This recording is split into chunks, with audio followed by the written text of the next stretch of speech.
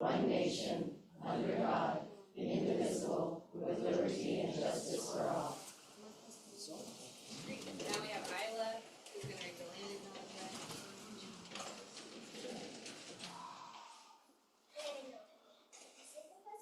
Acknowledges that we gather and serve the ancestral holiness of our community. As guests, we formally extend the gratitude for that untouched glory of our community. We recognize that we benefit from living and working within our traditional homes, and we affirm their sovereign rights as constitutional citizens. The original stewards of this community, we never touch the land, understand the interconnectedness of all things and the importance of maintaining human children. Likewise, Pacifica School District commits to teaching us all to community as we responsibly serve the state.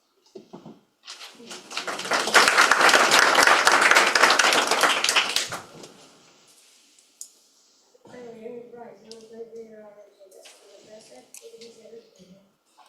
Carnival and Larry and Parkland. The carnival was so much fun. My mom poured me. At the carnival there were labels, games, and pizza. The game prizes were the best. My favorite game prize is the Marvel figure. The variety show is one of my favorite things. Fire table. Me and my friends performed the song We Will Rock You by Blue. We practiced a lot after school, and the audience enjoyed my singing and their instrument play. I love art class because very high. And the best activity is celebrating pizza. I can't wait for next year.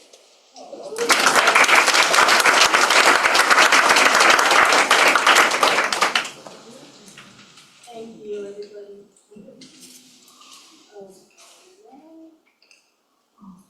Barbara, can you take the roll? Trustee Goodall? Here. Trustee Bertini? Here. Trustee Duckett? Here. Trustee Goodall? Here. Trustee Williams? Here. The district records the audio portion of the meetings. All recordings are kept in the superintendent's office for 30 days and are available during the time period for inspection by members of the public on district equipment without charge. In-person speakers wishing to address the board on agenda items, please complete a request card with your name, address, and the item number and submit it to the board president or vice president. You will be called to address the board and may speak for up to 3 minutes. Virtual speakers wishing to address the board on agenda or non-agenda items, please submit your first and last name and agenda item you wish to speak on in the Q&A area of the webinar. Please do not submit comments or questions in the Q&A area. You will be called to address the board, your microphone will be unmuted, and you may speak for up to 3 minutes. Please note the public is welcome to provide comment to the board. Remarks are limited to 3 minutes unless extended or limited by vote of the board. A maximum limit to 3 minutes unless extended or limited by vote of the board. A maximum of 20 minutes unless extended by the board is allocated for each subject discussed. The Brown Act open meeting regulations under which the board must operate do not allow board members to comment on non-agenda items or information you may bring up that are not on the agenda. Additionally, no action can be taken. However, the board may give direction to staff following a comment. And so we are on number 6, approval of the agenda. And we have a request. For the agenda, we'd like to move up the retirees to the first business. There we go. So does everybody agree with that? All right. So do I have a motion to approve the agenda with the revision? I'll make a motion to approve the agenda with the revision. All in favor, please raise your hand. Passes by 30. So the board met in closed session to discuss the closed session item. A, public employee discipline dismissal release complaint, government code section 54957, and no action was taken. Approval of the consent agenda, this is an action item. All items on the consent agenda will be approved with one motion, which is not debatable. and which requires a unanimous vote for passage. If any member of the board, superintendent, or the public so requests, any item shall be removed from this section and placed in the regular order of business following approval of the consent agenda. Are there any questions regarding the consent agenda? Do I have a motion to approve the consent agenda? Motion to approve the consent agenda? I'll second. All in favor, please raise your hand. Motion passes 5-0.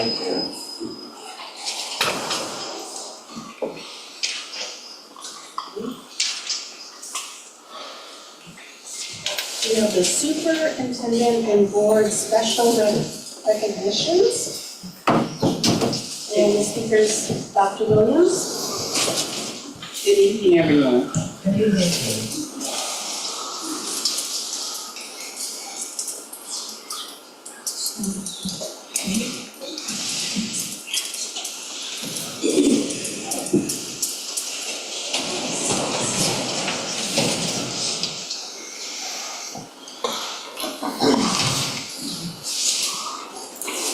Good evening, everyone.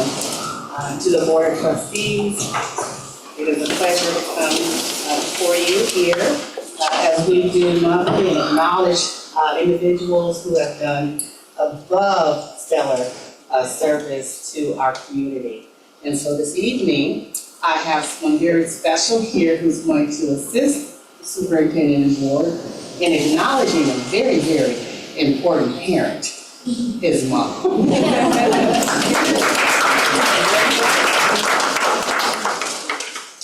So, Monica Dreisner is the Activities and Volunteer Coordinator for the Ortega PTO.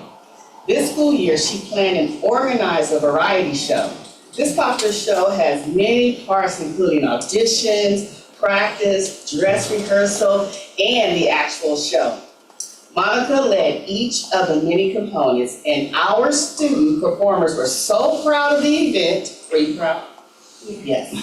So proud of the event, Monica also arranged the end of the year carnival, a much anticipated community event. It was a blast. This was the first year the carnival was on the small yard, which made it more intimate and welcoming. Monica made sure that there was a clear map for each activity and plenty of volunteers for games and bounce houses. That was the fun part. Students are still talking about the carnival weeks later. On Wednesdays, believe it or not, you can find her selling ice cream, whether it rains or shines. Like all strong volunteers, the Ortega staff has convinced her to substitute as both. We believe in making sure that everyone feels their commitment when you're available and willing, the coalition of the willing, a paraprofessional, and also a school assistant. Organizer, school assistant, paraprofessional, mommy. Ortega and the Pacifica School District appreciate all the time and work that you put into making the school a fun, welcoming, and safe place for our families and our students. And so on behalf of the Board of Trustees, your superintendent, Dr. Williams, and a very special person right here, Bryce, your son, we would like to, isn't it so wonderful? Look at this. We would like to present you with this certificate of appreciation. The Pacifica School District Board of Trustees, the superintendent, presents the certificate of appreciation awarded to Monica Dreisner. Thank you for your service and commitment to our students and staff. Awarded this 22nd day of May 2024. Woo. Thank you. Would you like to say something, Bryce?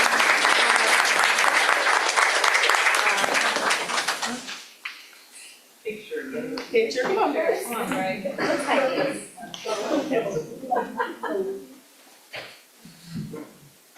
Right around. Yeah, right, face this way.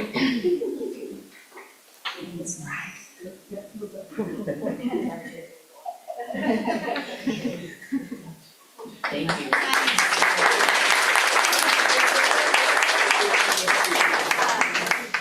thank you very much. I really do appreciate it. It's very a very exciting thing to do all these things for my child's school, and I blame Tiffany. No, I really wouldn't do it if I didn't enjoy working with you and Jenny and Ms. Romo. I just means a lot. Thank you.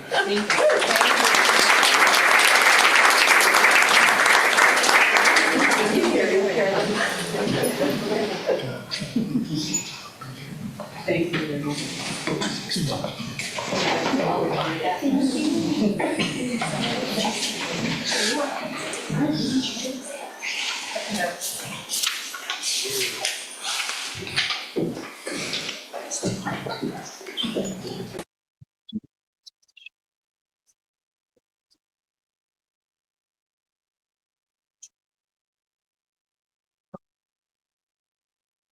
All right, so now we're moving on to 10 communications. LSCA. Hello. 2 weeks ago, I wrote a letter to the board with information we wanted to be sure was on your radar. We received acknowledgement of receipt from 4 out of 5 of you. We appreciated the follow-up conversations and engagement from some of you. The superintendent received the letter from one of the board members, which is fine, since she knew all the info and concerns already. LSEA leadership was called in for a clarifying meeting with Cabinet and Dr. Williams.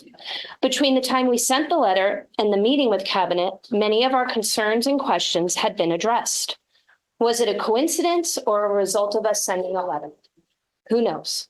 But we will reiterate, the letter was an information piece for you, the board. With the lack of public conversation amongst board members and engagement with labor partners, it's important we are assured you are informed and asking the types of questions we ask and seeking information too. We are very clear of the communication structure the board desires. However, we will continue to directly contact you, asking questions and informing you of situations. It is our duty as a labor partner to ensure you are able to fulfill your role as board members. You need the full picture from all your education partners, not the filtered versions, to help you set the direction for the district. We have 2 weeks of school left, and many teachers are unsettled with lack of clarity and grade assignments for the 24-25 school year. As I expressed to the superintendent yesterday, one of the non-monetary perks of working in this district is we always know our grade assignments early in the spring. Occasionally, someone will be met with a tweak or a change come August. This year is far different, and I have been in touch with multiple teachers at multiple sites expressing stress and uncertainty. It is now late May, and our district is still looking at staffing efficiencies. Back in early March, we went through the process with the superintendent's budget collaborative. Keep moving my cursor, where we were informed in a transparent and collaborative way. After that meeting, there has now been a shift in staffing that will result in adjustments to grade level compositions. We are still unclear what changed from March to May. Teachers are upset because the news has changed and settled feelings are now stirring up with 10 days left of the school year. The transparent and collaborative budget process is now murky for us. The governor's budget is not what any of us hoped, but we don't think it should be the reason for our district staffing troubles at the moment. So what's the cause? Next week, bargaining chair Rachel Merlot and I will be doing our part on behalf of the students of Pacifica School District. We have been invited by CTA to attend a special training on the state budget and lobby our state representatives in Sacramento regarding education funding and policy. LSEA had our final negotiation session on Monday. Thank you to our LSEA team, which includes our representative Kathleen Beebe from CTA and PSD teachers Rachel Merlot, Gina Arguello, and Morgan Mooney, and myself. In collaboration with the district team, we have ticked many items off our list, and we look forward to being back at the table with you in September. LSEA would like to extend our congratulations to our certificated and classified retirees who are being honored this evening. Making a big life decision is never easy. Charlotte's gonna make me cry.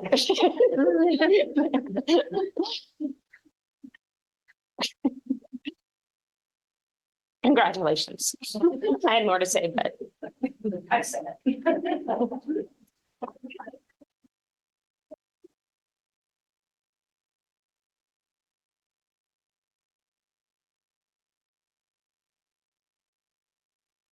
Do I just go? Okay, hi. Sorry, PSCA. Okay. Yeah. Okay, hi, my name is Tiffany Hanna. I am one of the newly appointed CSEA co-presidents. Charlene Hilo is our chapter's other co-president. We are looking forward to our roles and addressing the board at future meetings. As our school year comes to a close, I would like to recognize our union members who are retiring after many years of dedicated service. Our schools and community are a richer, better place because of them. Lauren Reynolds, 33 years. Leyland Spranza, 11 years. Ron Douglas, 36 years. Peggy Winley, 28 years. Carolyn Lee, 14 years. Irene Yip, 23 years. Frank T, 9 years. Simonetta Abel, 9 years. Barbara Metling, 25 years. Gemma Cobb, 18 years. And lastly, Nicole Sayers, 16 years, our outgoing CSEA president. We are so grateful for all that Nicole has done for our union. We truly appreciate the service, dedication, and hard work of all of our retirees, and we wish them the very best in the coming years. I would also like to acknowledge our above and beyond winners for the month of June 2024. Peggy Winley, paraprofessional working in one of our special day classes at Ingrid B. Lacey Middle School, and Brenda Watterson, school secretary working at the Lindemar Educational Center. Peggy Winley has been a dedicated district employee since 1996. Peggy has served in many positions, including cafeteria assistant, instructional aide, and as a paraprofessional at Ingrid B. Lacey Middle School. Peggy's gentle spirit and quiet nature has helped to make her an exceptional educator in our district's special education program. Peggy's dedication to her students and love that she pours into them will definitely be missed. Peggy also serves as Ingrid B. Lacey's co-site rep and was our chapter's previous Sunshine Committee chair. She is an integral part of the Ingrid B. Lacey and PSD community, and she will be missed. Brenda Watterson has been a Value District employee since 2007.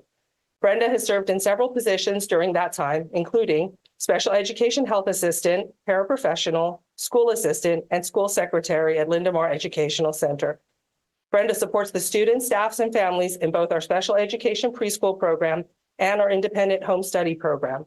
In addition to her many regular duties, she often lends a hand with the students when LMEC is short-staffed. Her service and dedication make her an integral part of the LMEC and PSD community.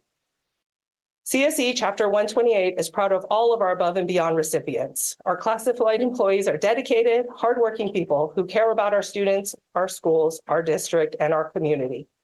LSCA will continue to shine a spotlight on Pacifica School District's wonderful classified employees.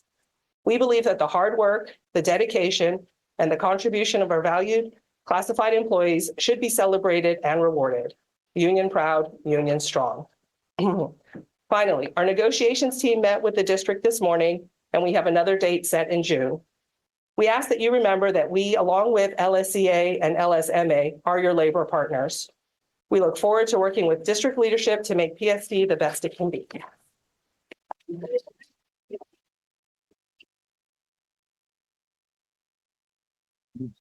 Student board representatives, everybody knows what to do. Good evening, members of the board and members of the Pacifica School District community. I want to start by saying I'm truly grateful for the opportunity to work alongside students and represent their voice at various meetings. It has been an incredible experience, and I'm so glad I had a chance. As a board representative, I was tasked with representing the students and ensuring their voices were heard. Through this experience, I've learned so much about what's happening in students' school days, what they don't like or what they like. As students, we are often the ones that are most impacted by the decisions that are made by the board. Yet we have not been heard until this council was created. It has not always been easy being a student board representative with juggling school and other activities. There has been many challenges and obstacles that we faced, but we worked as a team to try to achieve our shared goal. We had a low turnout at our final council meeting, so I don't have many updates, but with 10 days left of the school year, let me update everyone about what's going on in each school site. IBL sixth graders participated in the annual Greek Fest. Last night, IBL held an event to prepare rising sixth graders for the change. IBL's eighth graders are getting ready to graduate as long as, and all the other eighth graders in the district too. Ortega just announced they raised over $20,000 between their basket auction and their raffles. Ortega will have their ribbon cutting ceremony for their brand new field on May 31st at 3:15. Ortega's fifth graders are getting ready to transition into middle school. Valleymar middle schoolers just had their band concert and Valleymar had their safe routes to school assembly. Sunset Ridge will have their field day on the 29th and their fifth grade graduation on June 6th. Ocean Shore is still celebrating their Ocean Week. Carrillo had their open house last night and their book fair is going on. They will also have a pie eating contest on June 3rd. Finally, I would like to thank the superintendent for creating the Student Advisory Council. And I would also like to thank every one of my fellow students and staff who have worked alongside me during this experience. I hope this continues next year and beyond.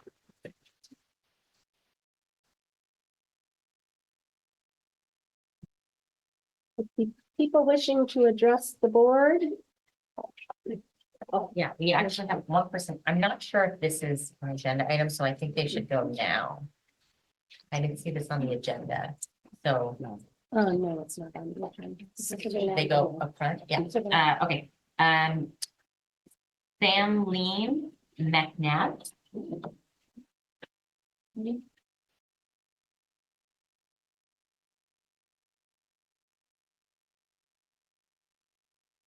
Hi, everyone. Good evening. I'm a mother of two, one who is currently at LMEC and one who is at Ortega. I have here Elia and Michelle with me. We stand before you today to address the vital concerns surrounding the relocation of Lindemar Educational Center, a decision that impacts not only the institution itself, but also the lives and the future of the children that it serves. Our primary focus should be ensuring that this move not only facilitates integration into a less restrictive environment as presented, but also prioritizes the safety, well-being, educational advancement of every child involved. When presenting the move of LMEC to Sunset Ridge and Ortega, there are promises of mainstreaming opportunities. However, there has still not been any discussion about how this process will happen. At the current school site, LMEC has a great relationship with the other preschool on campus, We Play, We Learn, which facilitated effective mainstreaming opportunities. It's imperative that we establish clear plans and channels for collaboration between the LMECs and the schools that they will be integrating into to ensure a seamless transition and effective mainstreaming process. Additionally, the playground safety at Ortega does demand immediate attention. Talks of adequate fencing and a structured recess schedule are imperative to mitigate risks, especially for children that have elopement tendencies. We can't afford to look over the safety of any child. Moreover, the consistency with staff is paramount. The increase in contract hires raises concerns about the continuity of care and the ability to cater to children's specific needs effectively. Adequately hiring and training protocols must be established to ensure that all staff members are equipped to address the diverse needs of our students. Furthermore, the loss of two very valuable preschool teachers, Mrs. Cecilia Ng and Mrs. Maridel Remet, who have dedicated 18 years of their career to build this stellar program, that LMEC is today.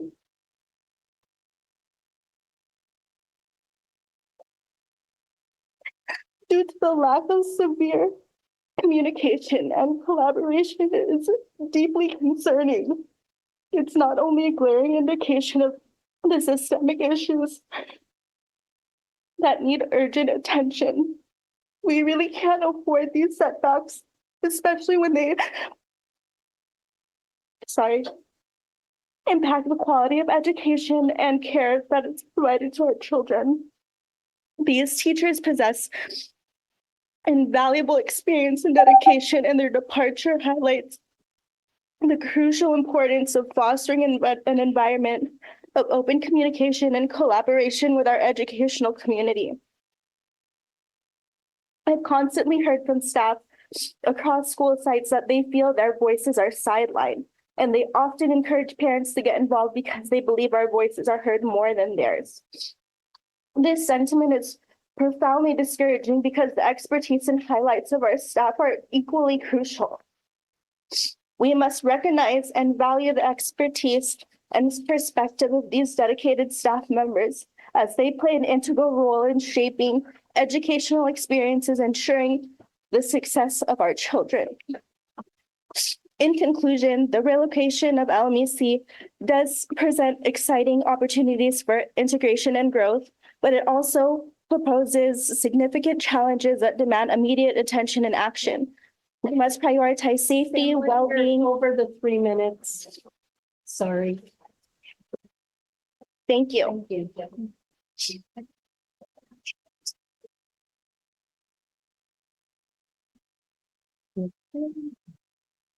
And then we are on correspondence.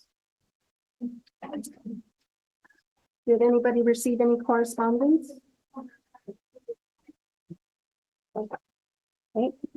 Then we are board superintendent communications. Linda, do you want to start? Sure. Let's see, I participated on Monday in the personal tax question review. Also, there was a budget collaborative on Wednesday. I went by Ocean Shore yesterday morning and got to enjoy Ocean's 411, which is, I actually hadn't been there for that this week or weeks, and it was really neat and very immersive, and it was great. It was great to be over there. So thank you also, Ocean Shore, for inviting me. I went to the Cabrillo open house last night, and then also was able to catch the tail end of the middle school kickoff, which was, I was impressed. There was a lot of people there. So it was a really good event. I believe I had a workforce housing meeting somewhere in the last 3 weeks, and that's it. Well, my life is not nearly as exciting. I met with the Superintendent Williams, and that's been it for me. Okay.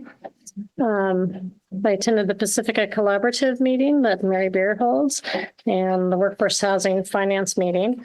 I think the Elna Flynn Awards was during the same time period. You were there too. We lose track of time sometimes. The budget collaborative, that was the morning last week. The SPED advisory committee meeting. The partial tax survey review, and last night the Cabrillo open house. I had a one-on-one with the superintendent, the parcel tax advisory committee meeting. And I joined this morning at CSBA conference on the governor's May revised budget and potential impacts to Prop 98, which funds public schools, and the impact, potentially negative impact that could have on school funding over the next number of years. We're just looking at my dates. I've been really busy, both at my personal jobs and then also the school district jobs. Rachel, you can tell me if I'm wrong. I went to the Ortega open house. And I visited the 3 first grade classes. Everybody was just attentive. Some of them were singing in Spanish that Miss Bear was teaching them. Some of them were learning about production and the bird, like where birds can live, like houses and stuff. Then I had my weekly meetings with the superintendent, and then I also tuned in, it's been an Ortega month, to Ortega's PTO meeting. And I really like hearing what's going on in the school instead of like the broad picture. So I think I'm going to go to the next one too. I wanted to go to Celia's for the LSEA, CSEA get together, and I had to work. Also wanted to do the Ocean's 11 But I had to work Monday and Tuesday and Friday, so I don't know if it's still up. Maybe I can, it's still up. Because it's really amazing. I've seen it before. So I'll try to do that. And that's it. Good evening again. I've had a chance to continue to work with our labor partners in building our relationship. It has been a pleasure as the handoff has been made from Nicole Thayers to Tiffany Hanna and Charlene Hilo. It's been very productive conversations. Also with LFDA, meeting with Megan and Rachel, it has been productive conversations. We are working through building our relationship and our communication, and I look forward to continuing in that process. Also attended the LFDA, CFDA end of the year celebration, which was wonderful. Had a great time.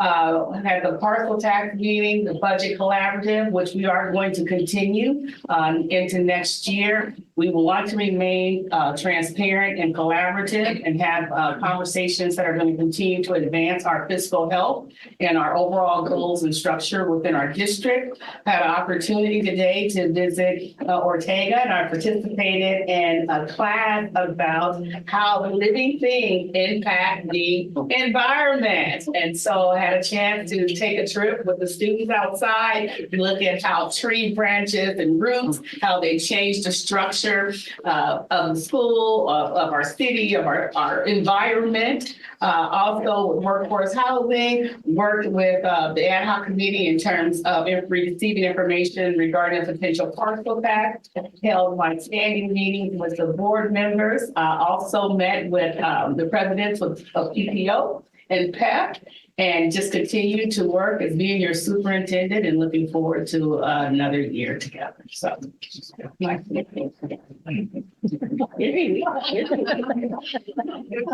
Okay, so this is the part where we're going to skip to the retirees, and I believe that is 12A, right? Yes. So we're on 12A. Good evening, Board of Trustees and Superintendent Dr. Williams. Tonight, I am so happy to bring forth 19 retirement resolutions. Each of the retirees have provided the Pacifica School District with many years of devoted service and played a significant role in educating our students.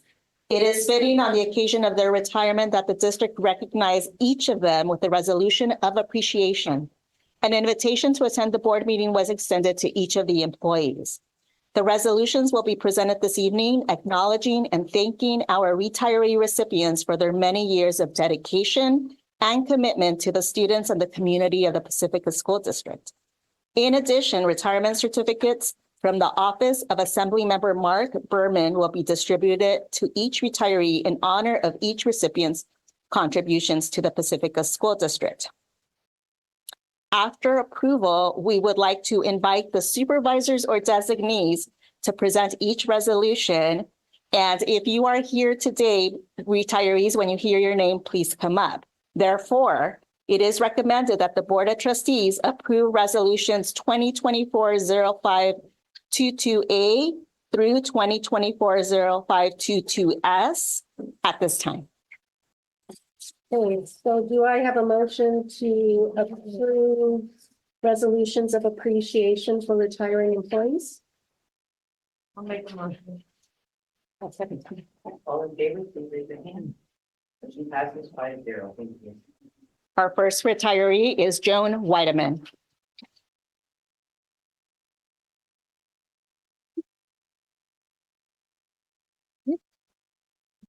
Good evening. I just have to show you my T-shirt that I wore in honor of Joan. It's avoid negativity with absolute value. So she appreciated it. Right now, I have to say that we had a retirement party for our staff members, and so that's why they're not here. But I am happy to read this.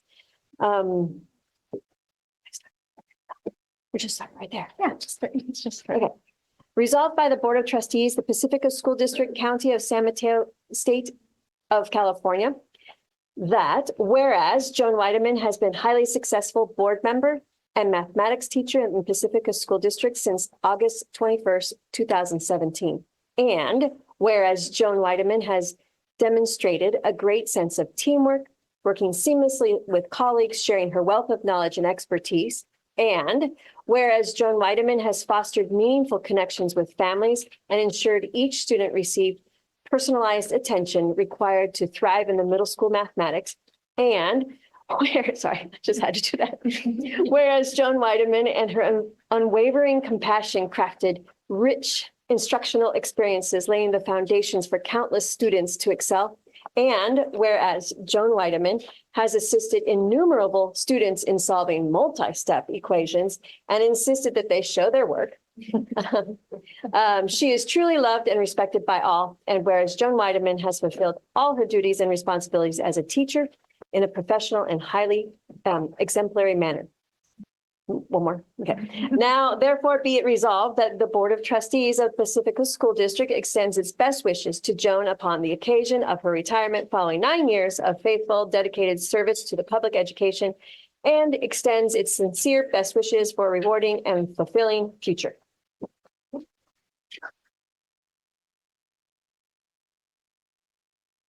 Kathleen Stearns.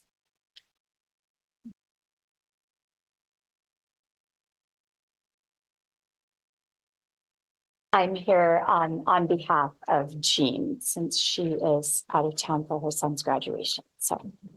But I've worked for Kathleen Stearns for many years. Resolved by the Board of Trustees of the Pacifica School District, County of San Mateo, State of California, that whereas Kathleen Katie Stearns has been a highly successful teacher in the Pacifica School District since August 28th, 2002, and whereas Katie Stearns has enriched the lives of a countless number of students and their families, and whereas Katie Stearns brought her love of travel and history into the classroom and inspired her students, and whereas Katie Stearns used her creativity to design engaging projects and orchestrate the annual Ancient History Extravaganza, which I was a part of both times. Whereas with both my kids, Katie Stearns taught her students to question authority and think critically. And whereas Katie Stearns devoted her heart and soul to the alternative school program that became Ocean Shore School, Katie Stearns was truly loved and respected by all. And whereas Katie Stearns has fulfilled all her duties and responsibilities as a teacher in a professional and highly exemplary manner. Now, therefore, be it resolved that the Board of Trustees of the Pacifica School District extends its best wishes to Kathleen Stearns upon the occasion of her retirement following 24 years of faithful and dedicated service to public education, and extends its sincere best wishes for a rewarding and fulfilling future.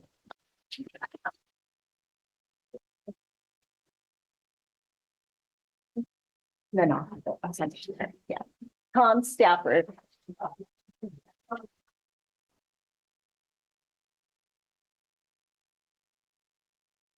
Oh, you want to? We can do it together. Okay, let's do it together. We're gonna do this together because Tom deserves two. Three. Oh, yeah. Four. Dave, four. We got four. All right.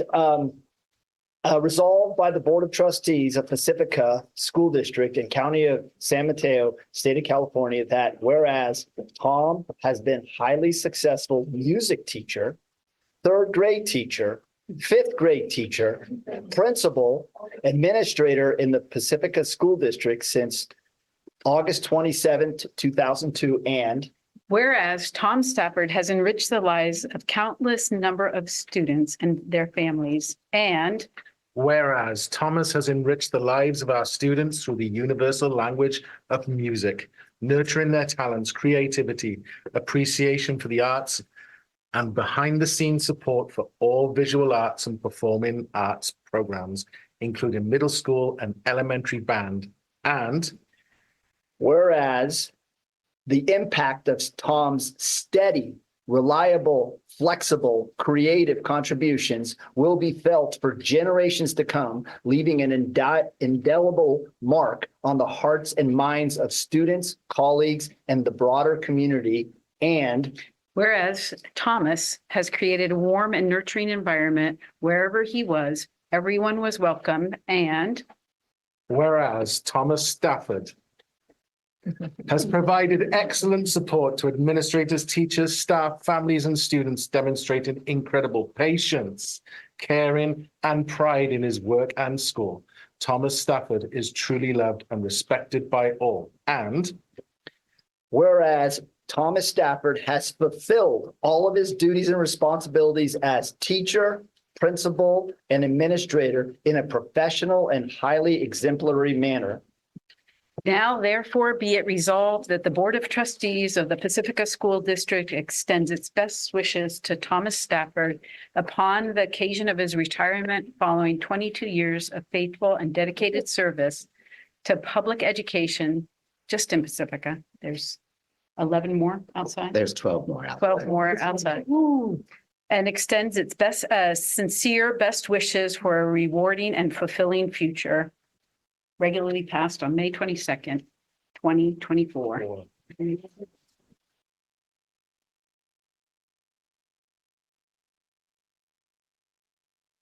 Kathy Green.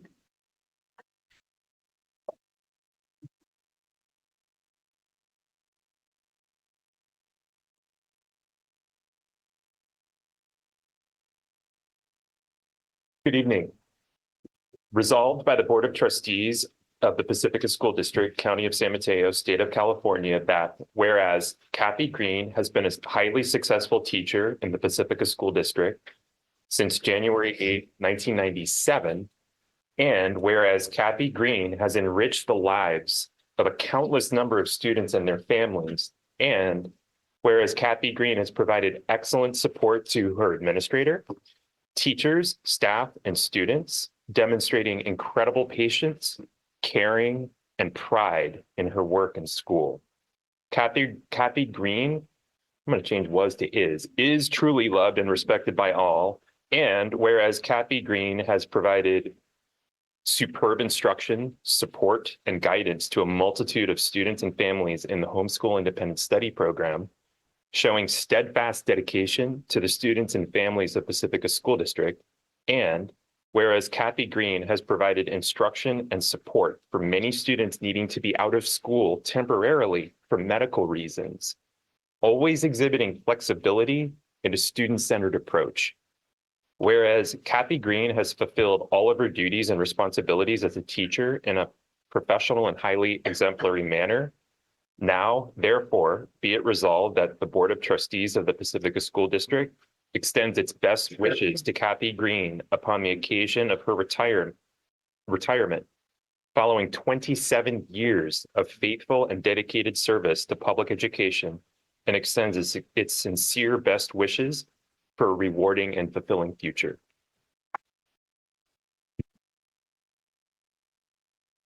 Debbie Andre.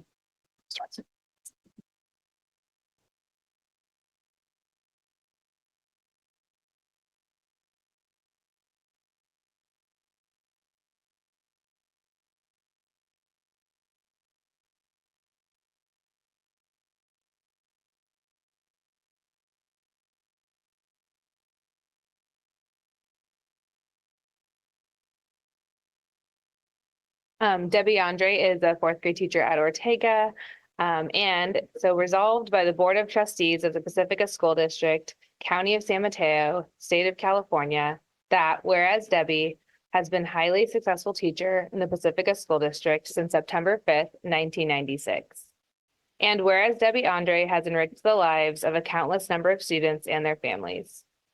And whereas Debbie Andre has provided excellent support to her administrators, teachers, staff, and students, demonstrating incredible patience, caring, and pride in her work and school, Debbie Andre is truly loved and respected by all. Whereas Debbie Andre has fulfilled all of her duties and responsibilities as a teacher in a professional and highly exemplary manner. Now, therefore, be it resolved that the Board of Trustees of the Pacifica School District extends its best wishes to Debbie Andre upon the occasion of her retirement following 28 years of faithful and dedicated service to public education, and extends its sincere best wishes for a rewarding and fulfilling future.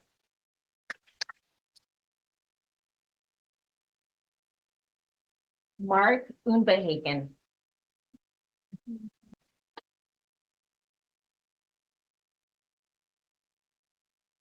I specifically asked to read this.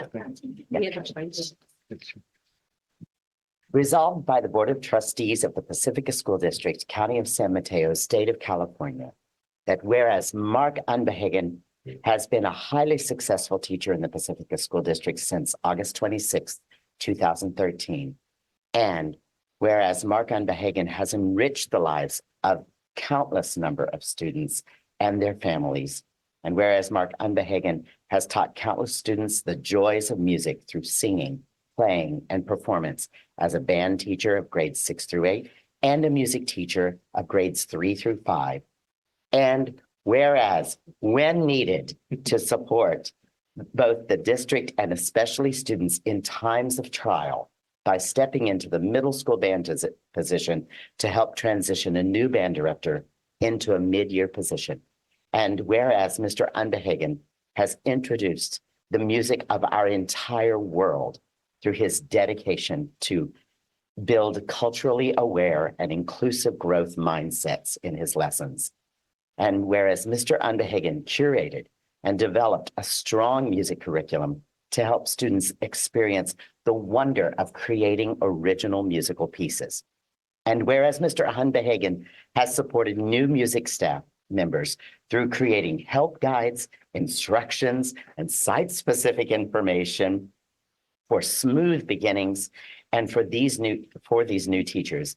And whereas Mr. Unbehagen has taught 1,000 students 3rd through 5th grade music each week to provide a strong developmental foundation for elementary students as they transition into middle school band. And whereas Mr. Unbehagen dove into remote teaching, providing students and their families a way to connect around music during the COVID-19 pandemic. And whereas Mr. Unbehagen has provided excellent support to his administrator, staff, teachers, staff, and students, demonstrating incredible patience, caring, and pride in his work and school. Mark Unbehagen is truly loved and respected by all. And whereas Mark Unbehagen has fulfilled all his duties and responsibilities as a teacher in a professional and highly exemplary manner, now therefore be it resolved that the Board of Trustees of the Pacifica School District extends its best wishes to Mr. Unbehagen upon the occasion of his retirement following 11 years of faithful and dedicated service to public education, and extends its sincere best wishes for a rewarding and fulfilling future.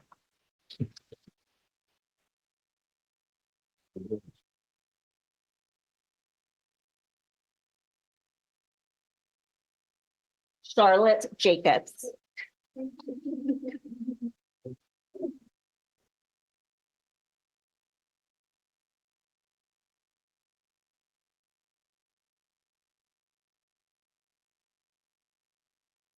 We're gonna get this together. Resolved by the Board of Trustees of the Pacifica School District, County of San Mateo, State of California, that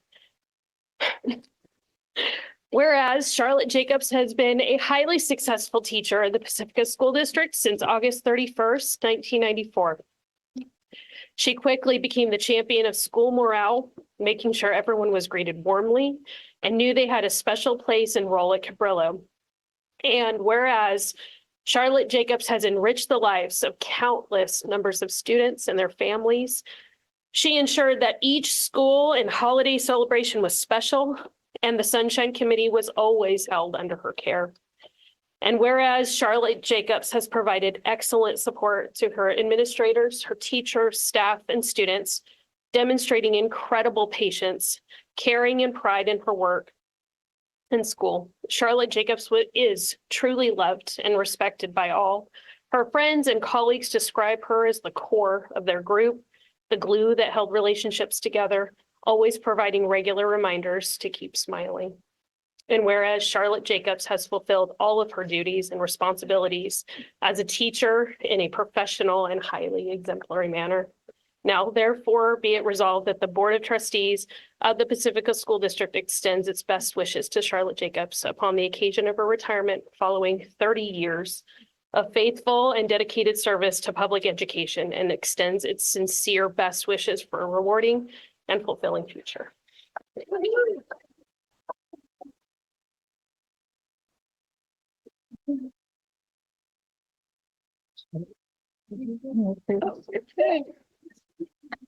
Don't stop giving out the pins. Work hard for them. So we just gave her a 30-year pin.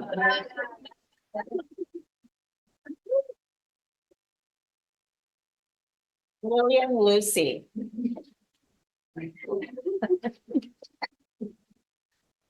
That's your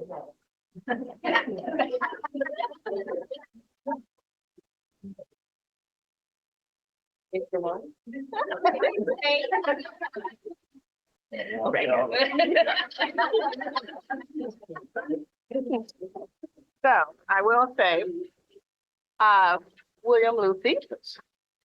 It is resolved by the Board of Trustees of the Pacifica School District, County of San Mateo, County of California, that whereas William Lucy has been a highly successful Executive Director of Educational Support Services in the Pacifica School District since December 1st, 2016. And whereas William Lucy has enriched the lives of countless number of students and their families. And whereas William Lucy has provided excellent support to his administrators, teachers, staff, and students, demonstrating incredible patience, caring, sense of humor, and pride in your work and in school district.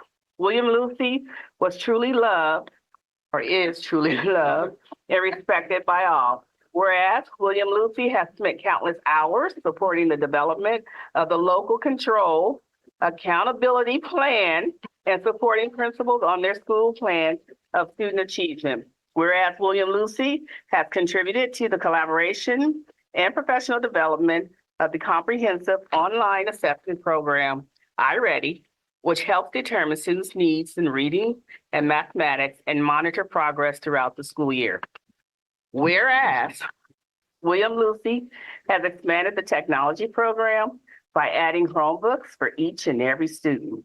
Development of the roles of the library media technicians at the school site, installation of new copiers, whereas William Lucy has demonstrated exemplary leadership and commitment to Pacifica School District by valuing employees' perspectives and opinions, whereas William Lucy has had the ability to make quick decisions under pressure while at the same time being empathetic toward the educational partner affected. Whereas William Lucy has fulfilled all his duties and responsibilities as Executive Director of Educational Support Services in a professional and highly exemplary manner. Now, therefore, be it resolved that the Board of Trustees of the Pacifica School District extends its best wishes to William Lucy upon the occasion of his retirement following 8 years of faithful and dedicated service to public education, and extends its sincere best wishes for a rewarding and fulfilling future. Regularly passed and adopted the 22nd day of May 24th. Congratulations. He always does the birthday dance for everyone. Nicole Sayers.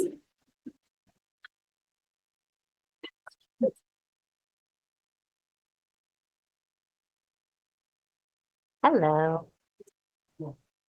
Resolved by the Board of Trustees of the Pacifica School District, County of San Mateo, State of California, that whereas Nicole Sayers has been a highly successful lead behaviorist in the Pacifica School District since August 22nd, 2008, whereas Nicole Sayers has enriched the lives of a countless number of students and their families, and whereas Nicole Sayers has led, supported, and advocated for our classified employees as the CSEA and its Chapter 128 president and labor partner. And whereas Nicole Sayers has provided excellent support to her administrators, teachers, staff, and students and families, demonstrating incredible patience, caring, and pride in her work, Nicole Sayers is truly loved and respected by all. And whereas Nicole Sayers has fulfilled all her duties and responsibilities over the years as a lead behaviorist in a professional and highly exemplary manner, now, therefore, be it resolved that the Board of Trustees of the Pacifica School District extends its best wishes to Nicole Sayers upon the occasion of her retirement following 16 years of faithful and dedicated service to public education, and it extends its sincere best wishes for a rewarding and fulfilling future.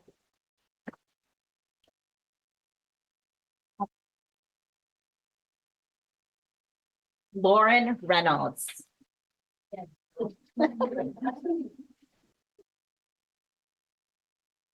Resolved by the Board of Trustees of the Pacifica School District, County of San Mateo, State of California, that Whereas Lauren Reynolds, get the name right, Lauren Reynolds has been highly successful library, media technician, school assistant, paraprofessional, and crossing guard in the Pacifica School District since February the 1st, 1991. And whereas Lauren Reynolds has enriched the lives of a countless number of students and their families, and whereas Lauren has fostered the love of reading in every child that has entered the library. And whereas Lauren has tutored and supported children so that they see themselves as readers and gain confidence in themselves. And whereas Lauren Reynolds has provided excellent support to her administrator, teachers, staff, and students, demonstrating incredible patience, caring, and pride in her work and school.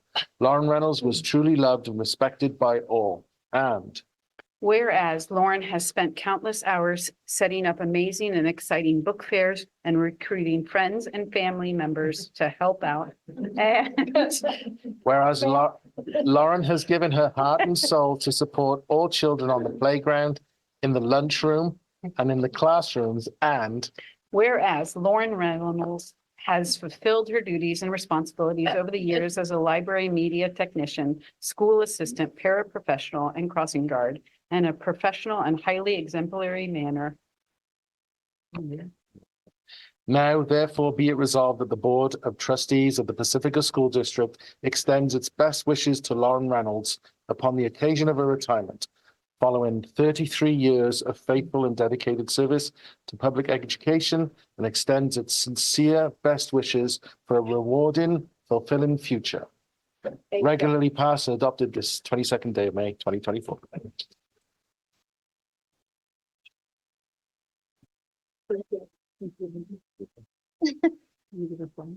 Oh, no. Lillian Speranza. Resolved by the Board of Trustees of the Pacifica School District, County of San Mateo, State of California, that whereas Lillian Speranza has been a highly successful paraprofessional in the Pacifica School District since August 26, 2013, and whereas Lillian Speranza has enriched the lives of a countless number of students and families. And whereas Lillian has been a calm and supportive presence in every classroom she has worked in. And whereas Lillian Speranza has provided excellent support to her administrator, teachers, staff, and students, demonstrating incredible patience, caring, and pride in her work and school. Lillian Speranza was truly loved and respected by all. And whereas Lillian Speranza has fulfilled her duties and responsibilities over the years as a paraprofessional in a professional and highly exemplary manner, now therefore be it resolved that the Board of Trustees of the Pacifica School District extends its best wishes to Lillian Speranza upon the occasion of her retirement following 11 years of faithful and dedicated service to public education, and extends its sincere best wishes for a rewarding and fulfilling future. Regularly passed and adopted this 22nd of May, 2024.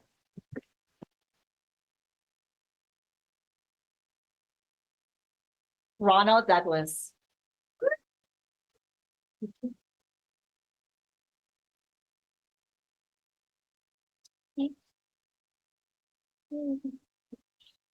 Resolved by the Board of Trustees of the Pacifica School District, County of San Mateo, State of California, that whereas Ronald Douglas has been a highly successful custodian in the Pacifica School District since October 11, 1988.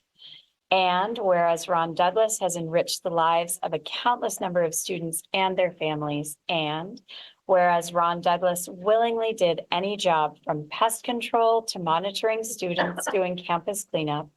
And whereas Ron Douglas educated the rest of the Ocean Shore staff on the ins and outs of all things involving the San Francisco 49ers. And whereas Ron Douglas has provided excellent support to his administrator, teachers, staff, and students, demonstrating incredible patience, caring, and pride in his work and in Ocean Shore School. Ron Douglas is truly loved and respected by all. And whereas Ron Douglas has now made it to the goal line.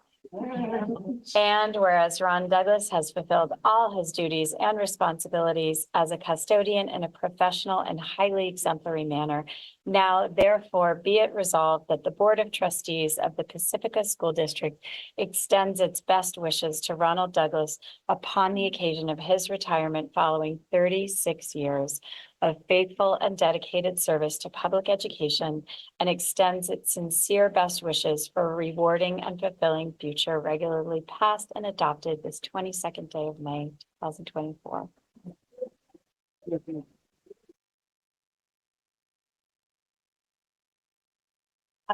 Apparently Ron did not receive his 35-year pin. 35-year pin. We will get you for your 35-year pin. I was made aware. We'll get them. Thank you. Thank Oh, and your certificate, this is yours. Yeah. There you go. Thank you so much. Thank you. And before anybody leaves, there is cake outside for all our retirees. Margaret Windley.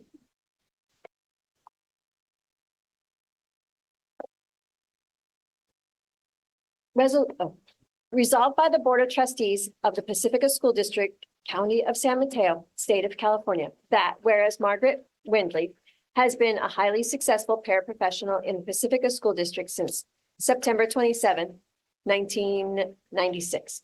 And whereas Margaret Windley Peggy, has been a steadfast presence in the classrooms she has graced, touching countless students and their families. And whereas Peggy has proved unwavering support to all she encounters, demonstrating an incredible patience, nurturing, and pride in her work and school. Peggy is truly loved, admired, and respected by all. And whereas Peggy has fulfilled her duties and responsibilities over the years as a paraprofessional in a professional and highly compassionate manner, now therefore be it resolved that the Board of Trustees of Pacifica School District extends its best wishes to Peggy Margaret Windley upon the occasion of her retirement following 28 years of faithful, dedicated service to the public education, and extends its sincere best wishes for a rewarding and fulfilling future. Regularly passed and adopted this 22nd day of May, 2024.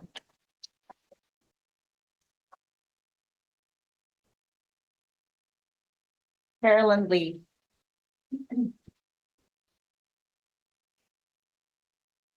All right, resolved by the Board of Trustees of the Pacifica School District, County of San Mateo, State of California, that whereas Carolyn Lee has been a highly successful paraprofessional in the Pacifica School District since 2010, and whereas Ms. Carolyn Lee has enriched the lives of a countless number of students and their families at the Lindemar Education Center, and whereas Ms. Carolyn Lee has provided excellent support to her administrator, teachers, staff, and students, demonstrating incredible patience, caring, and pride in her work and school. Ms. Carolyn Lee is truly loved and respected by all. And whereas Ms. Carolyn Lee has fulfilled all her duties and responsibilities as a paraprofessional in a professional and highly exemplary manner, now therefore be it resolved that the Board of Trustees of the Pacifica School District extends its best wishes to Carolyn Lee upon the occasion of her retirement following 14 years of faithful and dedicated service to public education, and extends its sincere best wishes for a rewarding and fulfilling future. Irene Yip.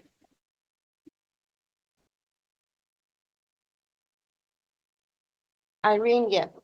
Resolved by the Board of Trustees of the Pacifica School District, County of San Mateo, State of California, that whereas Irene Yip has been a sensational snack bar assistant, satellite kitchen assistant, and child nutrition cook in the Pacifica School District since February 12, 2001, who has a niche for nachos, is a champion of crave-worthy cookies, and was an original organizer of Orange Chicken. And whereas Irene Yip has enriched the lives of a countless numbers of students and their families by going above and beyond the call of duty by helping to provide meals during the COVID pandemic and working during summer school. And whereas Irene Yip has provided excellent support to her administrator, teachers, staff, and students, demonstrating incredible patience, caring, and pride in her work and school, Irene Yip is truly loved and respected by all. And whereas Irene Yip has fulfilled all her duties and responsibilities over the years as a snack bar assistant, satellite kitchen assistant, and child nutrition cook in a professional and highly exemplary manner. And now therefore be it resolved that the Board of Trustees of the Pacifica School District extends its best wishes to Irene Yip on her retirement.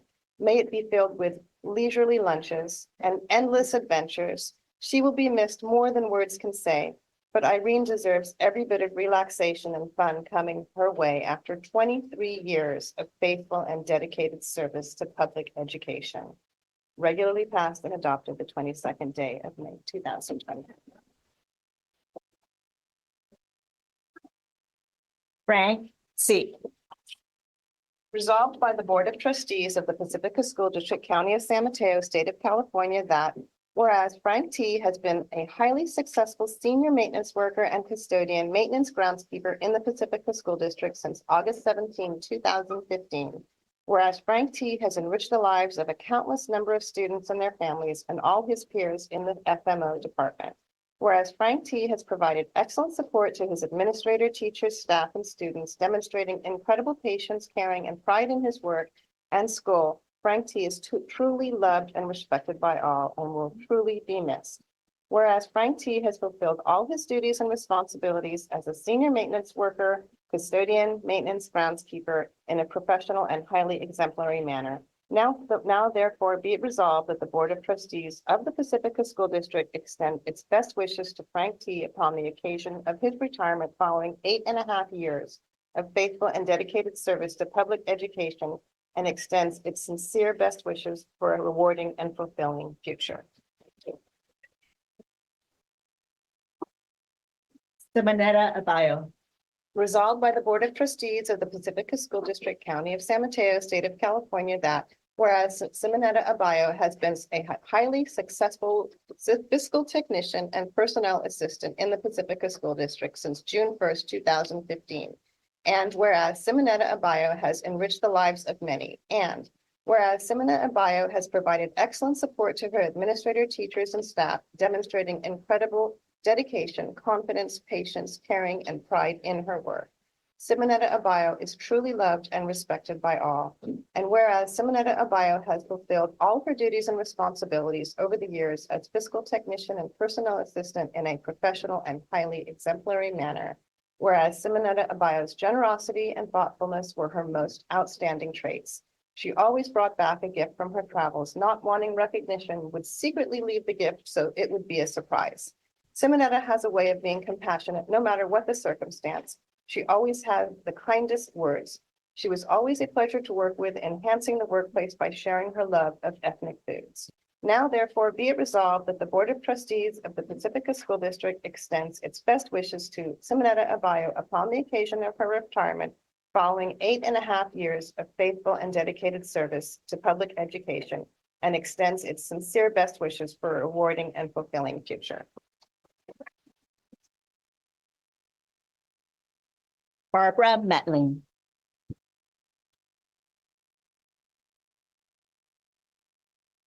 Resolved by the Board of Trustees of Pacifica School District, County of San Mateo, State of California, that whereas Barbara Metling has been a highly successful attendance specialist in the Pacifica School District since February 25th, 1999.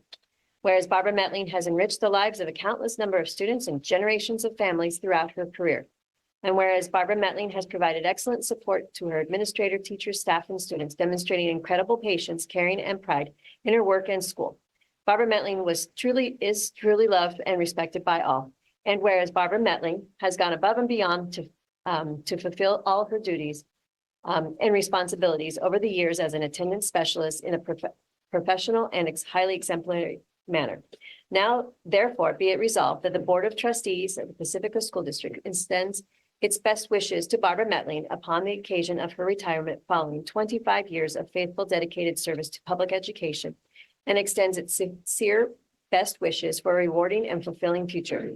Regularly passed and adopted this 22nd day of May 2024. Gemma Cobb. Resolved by the Board of Trustees of the Pacifica School District, County of San Mateo, State of California, that whereas Gemma Cobb has been a highly successful paraprofessional and school assistant in the Pacifica School District since September 27, 1996.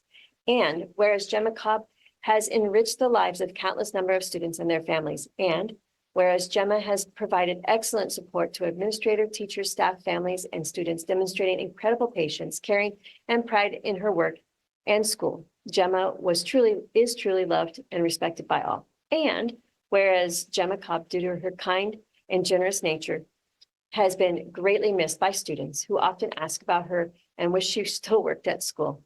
And whereas Gemma was a trusted adult who always took the time to get to know each student, providing a safe space for them to share their hopes and fears.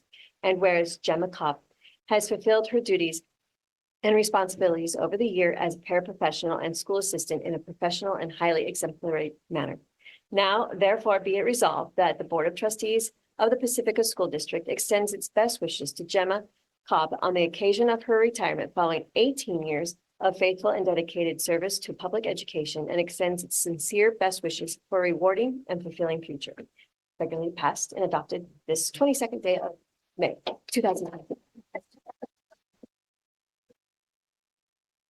And we do have cake. I don't know if we want to have a little break or just step out and. We're gonna keep moving on. Okay, I'll step outside for a minute just to. But does anybody want to say anything about the retirees? Thank you. Congratulations. Thank you so much. Thank you. There is. Join the cake. You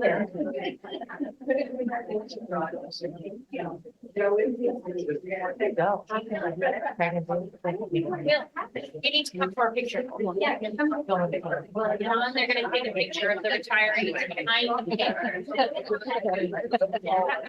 Go behind the cake.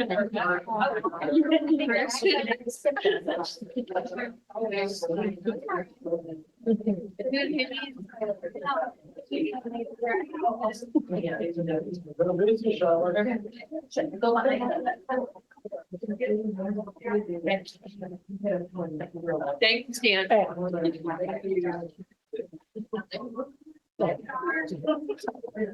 Okay, so now we're moving on to number 11, information items. And a public hearing. Oh, it's Josie. Okay. A public hearing for 2023-24 budget. Thank you, trustees. Dr. William, we're going to put the presentation on. Oh, yes, sorry. Yeah.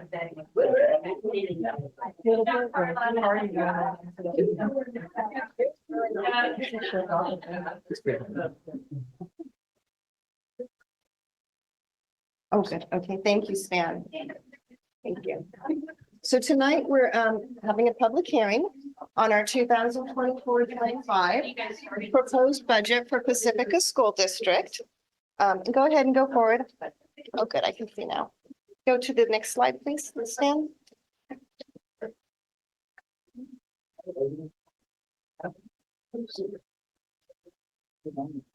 Okay, I'll go ahead and move forward.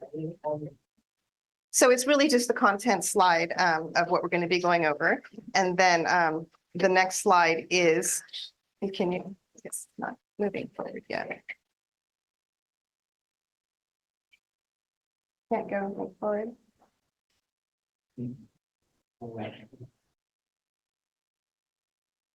So the next slide is really just a reminder of Pacifica School District's ACE, attendance, academics, community engagement, embracing inclusivity and diversity. And then once again, another reminder of the next slide is our system profile that we worked on this school year throughout the year. You can see the learner profile on the left. resilient, creative, empathetic, creative thinker, responsible, respectful.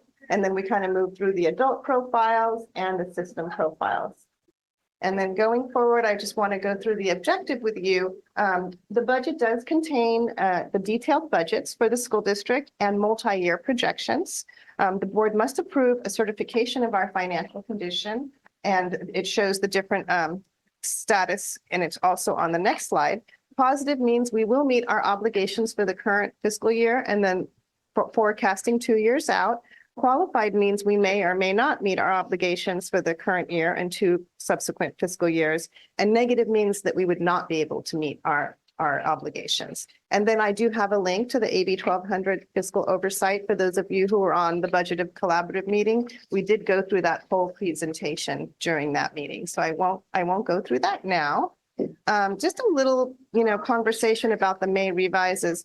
As Trustee Patel mentioned, the governor's budget just recently came out. I'm going to another conference tomorrow, but the state does have a large budget deficit at this time. And part of that is, when you looked at 2022-23 and they delayed the tax receipts, it did create a big problem for the state because they adopted their budget not really knowing what their revenues were. And then when the revenues came in a year later, which is now 23-24, there was about an $8 billion gap in their revenues. And so they funded 23-24 based on revenues that they thought they were getting in 22-23. And then the tax revenues came in and the state is very short on their budget. So right now, these numbers are preliminary because we have to use the best information we have at this time, and we're going to use the governor's May revision. He can't pass a budget alone. It has to go through the assembly and the state now. And as they go through that process, they won't adopt their budget until June. And then we will have to revise our budget after. So you will see changes at first interim once the state adopts their budget. Just kind of quickly go over where are we now? We're heavily reliant on the state COLA, and you can see the first column shows what his January proposal was. So now we're a little bit better off with a 1.07% COLA versus the 0.76. And then even in the 25-26 school year, there's an increase. But then you go into 26-27, there's a slight decrease in his projections. And we all know it's a dartboard. These numbers could change again in June, and then, we would bring that back to you. Just kind of a review about state revenues.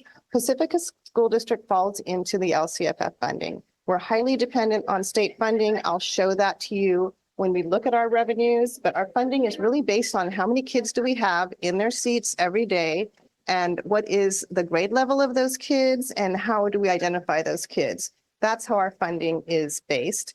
And then you have the school districts that are community funded. Those are the districts that receive more than, the students they have in their seats and how those students are identified.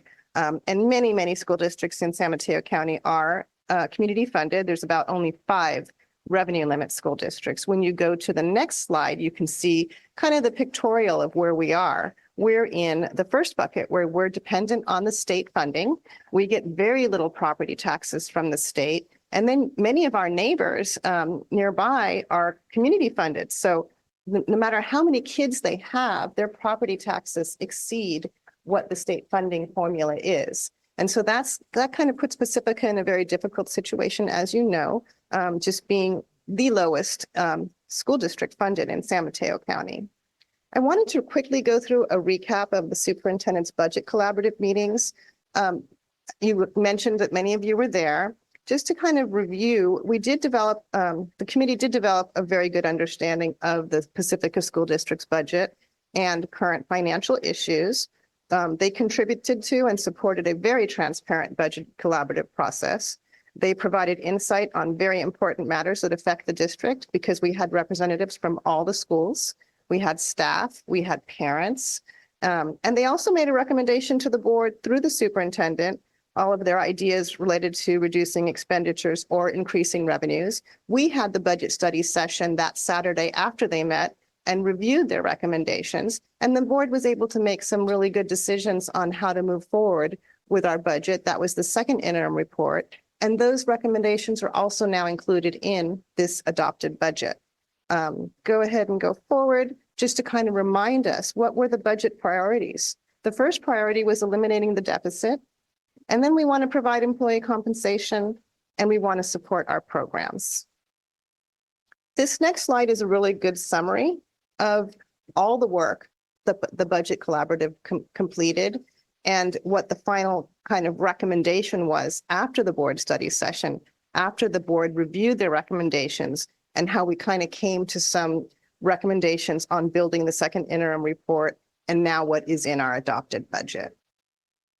And of course, you know, we have to make huge reductions in the current year and years going out because we have been deficit spending. And our first priority was reducing the deficit so we could provide employee compensation. And this is the list of reductions that are included in 24-25 and also in 25-26. And then again, I'll show you the multi-year and I'll show you how it's been updated with these figures and then the current information we have from the governor. So here's just a summary of some of the assumptions, not all of the assumptions, but just to remind you that the school districts do pay a large amount into employee pensions. CalSTRS is the teacher's pension, and the district contributes 19.1% of a teacher's salary into their pension. And for CalPERS, it's 27.8% of a classified employee's salary into their pension. And that's in addition to all of the fixed payroll costs that the district pays for workers' comp, unemployment, those types of things. And then you also have employee step and column. Each year, employees move on their salary schedule. It's called step and column. The cost of certificated is just under $200,000 and classified is about $74,000. And of course, it is, you know, offset by attrition. You saw how many retirees we have today. And so that step and column is somewhat offset by the retirement because you're going to hire a newer employee versus someone who's been here for 36 years. And so the cost will go down with the newer employee. Health benefits, you know, we had an 11% increase in health benefits this year, and it is effective January. So we continue to budget 10% effective January, and that should be January 2025 because the health benefit costs go up in January, and that's a typo. So it's about $240,000 of increases in health benefits. And again, that could be offset by attrition, people coming, people going. We really never know until open enrollment in, you know, November, about that time frame of what the actual health benefits will cost. And then with the increase in January.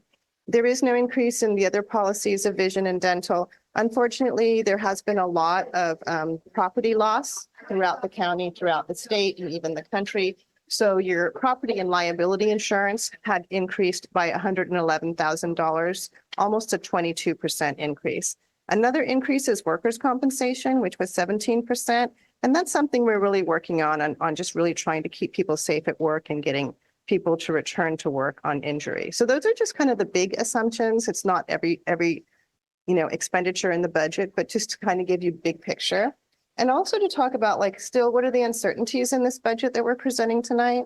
Of course, we're waiting for the governor's final state budget. And what is the final funding going to be under LCFF? You know, what will the supplemental funding be? That's the funding we receive for our foster and homeless English learners and those economically disadvantaged students. We have to see how many we have of those students and what will the funding be. Again, dartboard projections, you know, we always share with you the governor's projections, and it is kind of a dartboard because it keeps changing each time he brings a new budget before us.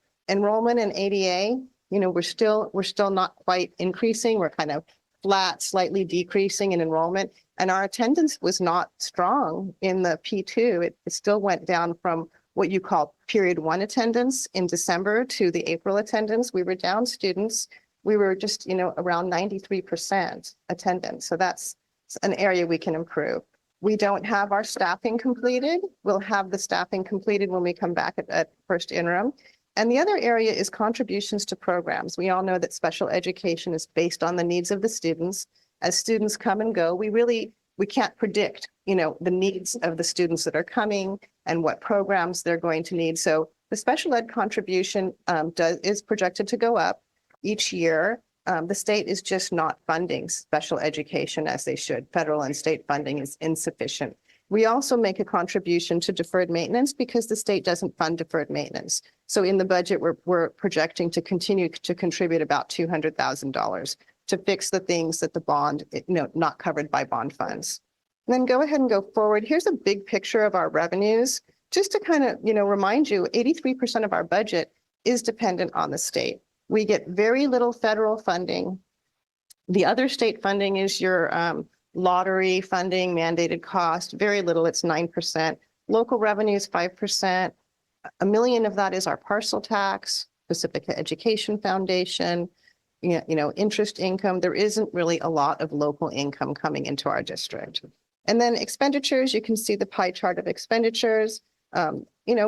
73% is our employee costs. That number really should be higher because we've still been contracting out for services where we don't have the staff to complete those services. Historically, those numbers were really 85%. Employee costs were 85%. So that's low right now. A big part of our pie is benefits because we have a very generous health and welfare package. We also pay for retiree health benefits and we pay for those pension costs. So that's a large amount of expenditures, 28% into the benefits. And then go ahead and go forward. This is a snapshot of our current multi-year projection, and it's the unrestricted portion of the general fund. So in this adopted budget, you can still see a $1.1 million deficit. And we knew this in the budget collaborative. It was 1.3 million at that time. But given some shifts in the COLA and some changes in the budget, it is down to 1.1 million.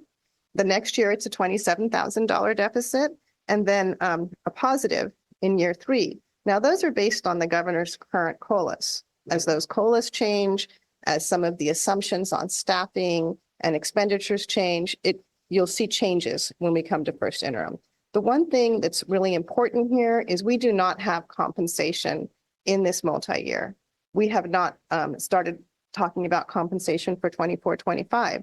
So even though you see a surplus in year 3, we really don't have a surplus if we want to provide compensation to our employees. So that's just kind of big picture right now. We know it's going to change. Again, let's consider our reserve considerations. The state says we should have 3%, but the board has desired a 6% reserve because of all of the uncertainties in the budget. For example, fluctuations in enrollment. Our parcel tax is going to be expiring in 2028, so you have to have some reserves in the event that you're not able to renew those things. We have exposure lawsuits. We have 2 current pending litigations, and also to protect us against the changes in state funding. We don't know what the governor's final budget is going to be. So those are just some considerations. I do want to talk a little bit about the other funds the district has. The district does have the Child Nutrition Fund, which serves all the food for the students. That fund is currently self-sufficient. Many years it was not self-sufficient, but with the current funding from federal and state where all meals are free, the fund is self-sufficient, and there are some grants that we've been receiving in that fund. Deferred maintenance, that's where we pay for the paving, plumbing, heating, all of the things that kind of break throughout the year. There is no funding in that fund. It's dependent on the board transferring funds into that fund. And we've been transferring about $200,000 a year. Fund 17 is a special reserve the board designated to put some funds aside many years ago in a special reserve fund. It's in addition to the general fund, and that's about 2% right now. But when I show you the multi-year, I do add that in for full transparency so that you can see your total reserves. And then retiree benefits. In this fund is where we pay for, we put the money aside to pay for the costs of people who retire. If they've worked for Pacifica School District for 10 years, they're entitled to single medical and dental for 10 years. And then being in CalPERS, there's a lifetime cost to the district. And so we currently have about 52 of those retiree employees. We're going to have a lot more after tonight. And then we have 182 lifetime benefits. Now, what's in the fund is really just the amount we've set aside, and we kind of pay as you go. In reality, when you look at the actuary report, we should have about $13 million if you were to fund your current, your obligations into the future. And that shows up every year in the audit report. The building fund is our bond. And thankfully, we just passed another bond measure. So we'll be able to continue the facilities master plan and begin work on the workforce housing. This budget does predict that we're going to have a draw of 12 million in December to continue those projects. And then capital facilities, that's the fund where when there's construction in Pacifica, the city charges a permit fee for improvements to your home or new construction. And that fee is split between the high school district and the elementary school district. And those fees are highly restricted. You really can only use those revenues where you're expanding. And so CC did a great job spending down that balance last year on the Valleymar D-Wing expansion. And then the last fund is Fund 40. It's another special reserve fund. And that's where we have the sale of site money that when we had sold a property. And also our facility use fees are deposited into that fund. Those are the fees that the board had considered this prior year on increasing and is going to, possibly increase those fees again. And what's charged to those funds are capital projects and also the workforce housing pre-construction costs. So those are the other funds. Tonight, we are self-certifying as a positive certification for our budget. The next steps is going to be at the state level. We want to see what the state's final budget is. We're going to come back to you on June 12th for a budget adoption. And then we'll have some finalization to staffing and enrollment and be able to bring first interim back to you in November. There's one thing I do want to point out when you look at the budget is on the form that I think it's the clerk or the secretary sign. It is called the criteria and standards. And these are the standards set by the state. And you can see there's a lot, there's like 3 pages. But when you see the standards not met, those are fiscal indicators for the board to be aware of. And so I just want to highlight a few of them that are not met for Pacifica. So enrollment is declining, ADA is declining. So those are fiscal indicators for especially an LCFF school district. And then just to kind of point out a couple of the other ones, contingent liabilities. Do you have any known contingent liabilities? We do have 2 pending lawsuits right now. And so that's a fiscal indicator. Post-employment benefits and pensions. Does the district provide post-employment benefits other than pensions? And that would be the lifetime health benefits or the 10 years worth of health and dental benefits. And those are all fiscal indicators. Status of labor agreements. Is it still open? Yes. So that would be a fiscal indicator because we have not yet settled with our labor partners on compensation. And then the other one that's a big one is uncapped health benefits. The district provides 100% employer paid uncapped health benefits under the Kaiser plan. So those are some things to be aware of as you review the budget package. I know it's a lot. I tried to summarize it in this presentation tonight, and I'm happy to answer any questions that the board might have tonight.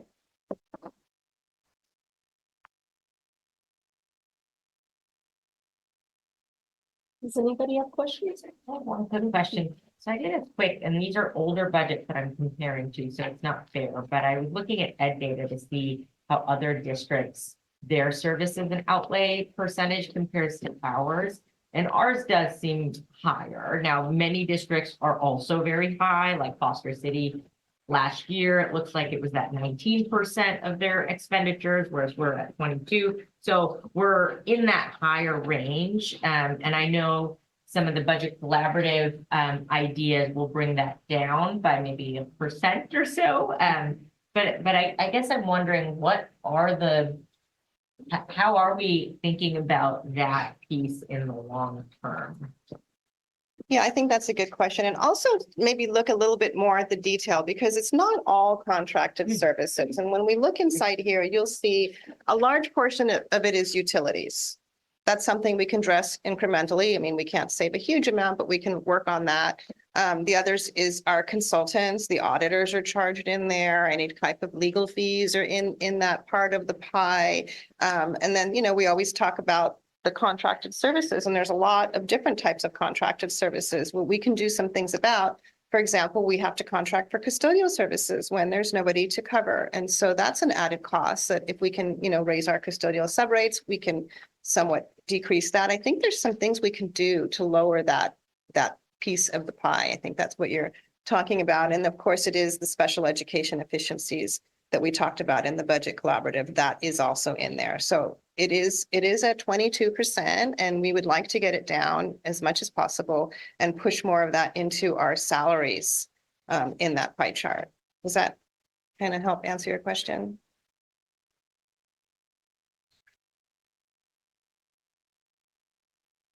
Does anybody else have any questions? I don't have questions. It's just because I feel like I've been through a few budget. We've been in all the budget collaborative meetings together. Thank you, Josie. Thank you.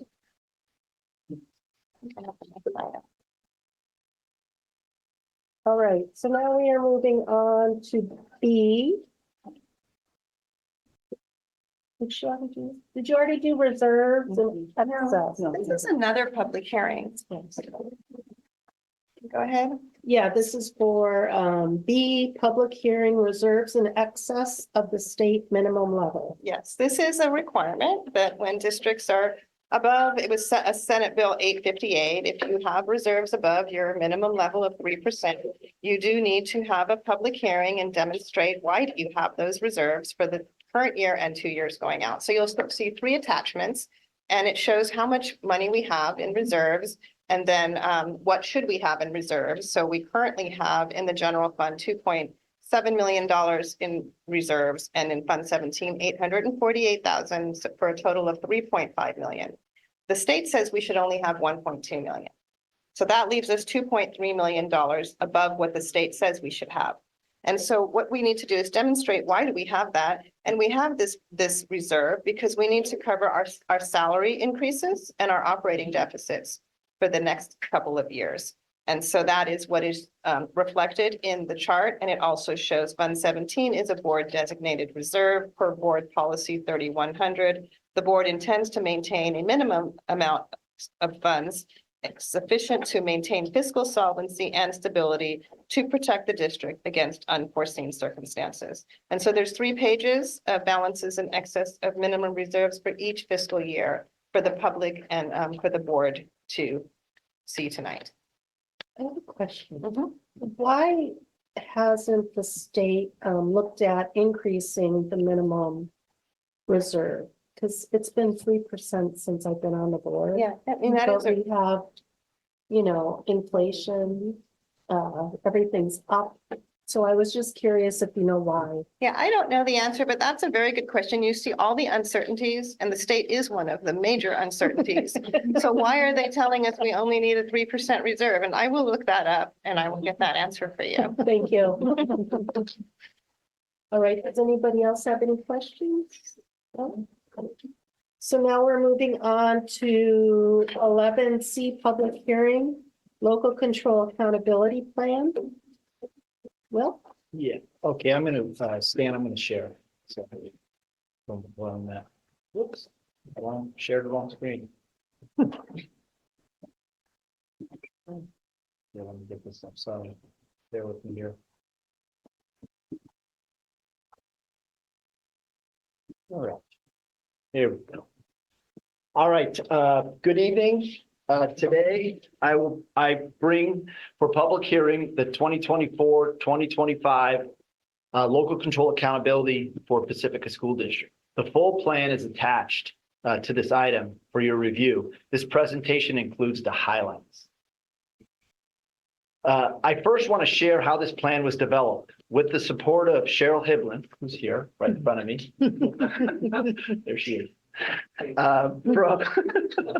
From Illuminate Collective, who is here tonight.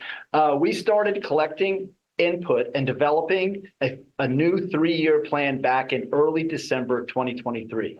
Community engagement meetings were held with all of our educational partners, and a series of surveys were sent out to the community based on the input from the meetings in order to gather more widespread input. Throughout the LCAP development process, we kept what was developed at the beginning half of the year in mind.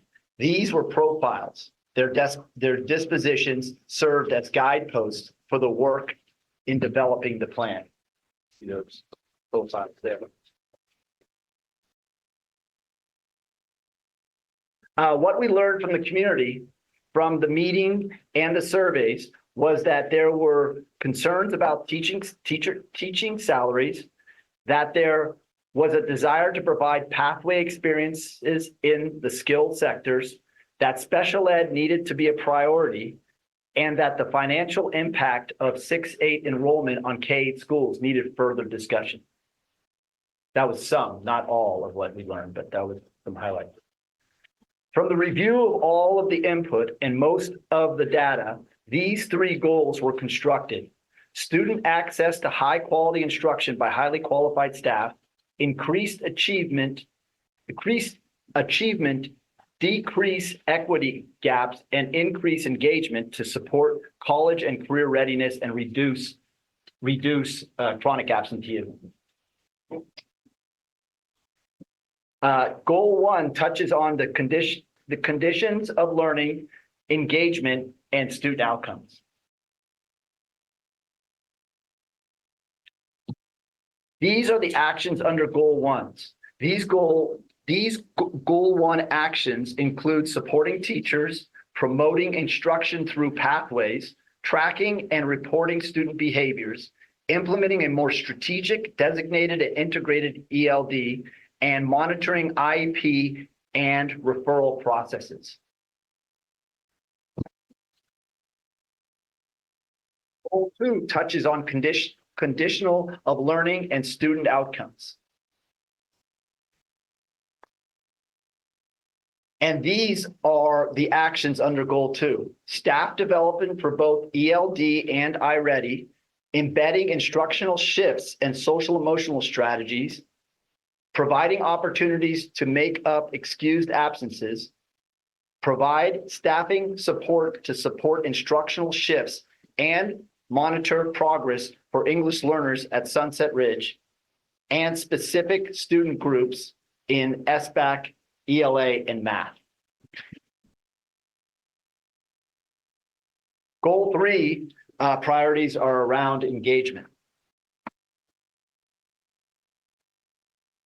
Goal 3 actions include the attendance campaigns at all of the schools, parent education, survey community, provide home language communication, monthly review of chronic absenteeism at identified school, and establish a reconfiguration committee, a school reconfiguration committee. And before we get to any questions that you might have, I do want to note that the LCAP was submitted and initially reviewed by San Mateo County Office of Education review team, and we received feedback from them after the LCAP was already posted for this meeting. Most of the feedback was around making small adjustments so that we would be compliant with CDE requirements. This included what we call out in the plan of how all of our supplemental LCAP funding would be spent. Any edits or additions to the plan based on this review will be reflected on the final LCAP posting before the June 12th LCAP approval board meetings. I just wanted to make sure you're aware of that because they're in the middle of the process. San Mateo County is just going through the first review. They're going to go through a series of more reviews with it. Sometimes we're making changes in August and usually they're minor changes around compliance. So any questions? I just have a little minor, sorry. No. There's on Goal 2 action, it's talking about English learner in progress at Sunset Ridge specifically, and I was just wondering why that school was pulled out specifically. There's a program. Well, Sunset Ridge has our largest English learner population. They also scored on the California dashboard as the they've scored in the orange or red in that area. So there was a requirement that there had to be an action specifically for English learners at that site. Okay, thank you.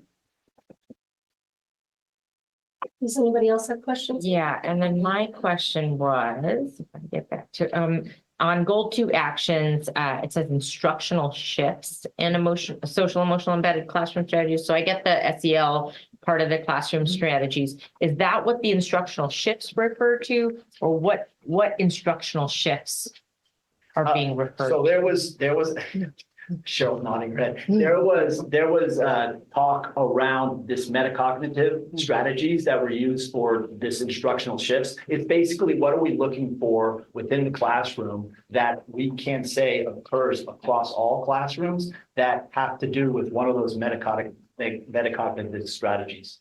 Well, So- that would be one of the social emotional Yeah. skills, the metacognitive piece, but the instructional shifts are you looking at your data to see where you have your gaps, and then getting a committee together to look at best practice research and identifying what you want 2 or 3 shifts to be. So for example, if the state is, measuring you on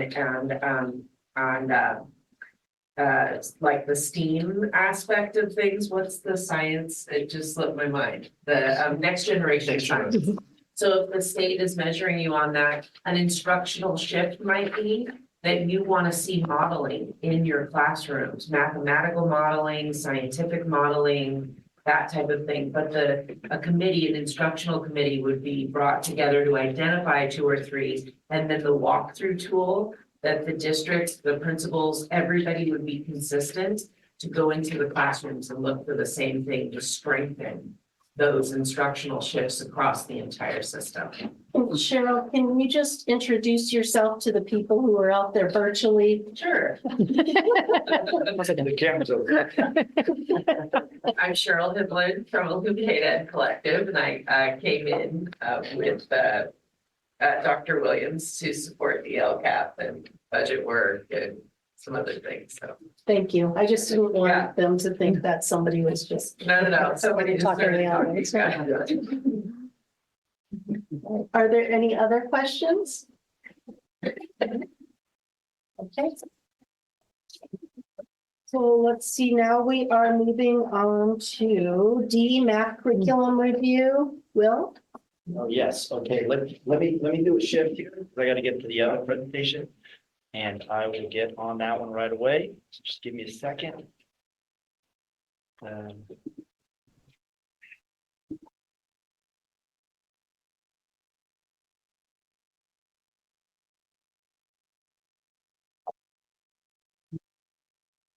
Yeah. Okay, here we go. Here we go. Come up. Come on, come on, come up. There it is. Okay, tonight I present an overview of the math curriculum and its impact. Tonight's presentation will address these following questions. What is our adopted math curriculum? What does our data tell us about the impact of our program? What are the teachers' thoughts regarding our math programs? And then what are our next steps? Our adopted curriculum for mathematics K-5 is Bridges in Mathematics, which was first implemented in the 2016-2017 school year.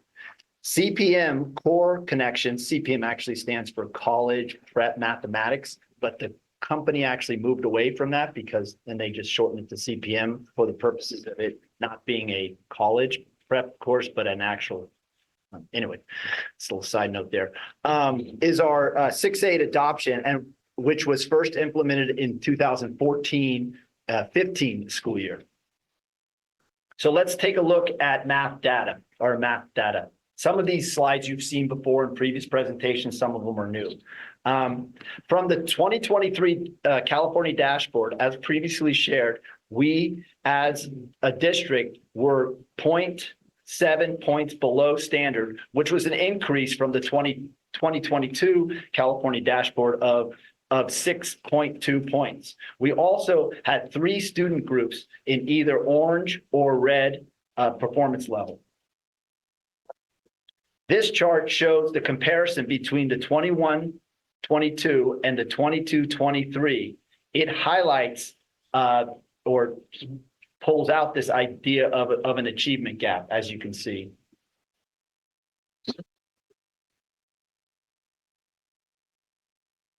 This is our district's performance over the years. Remember, our CPM adoption was implemented in 14-15, and our Bridges was adopted in 1617. And as you can see across the year, it's pretty flatlined as was previously shared.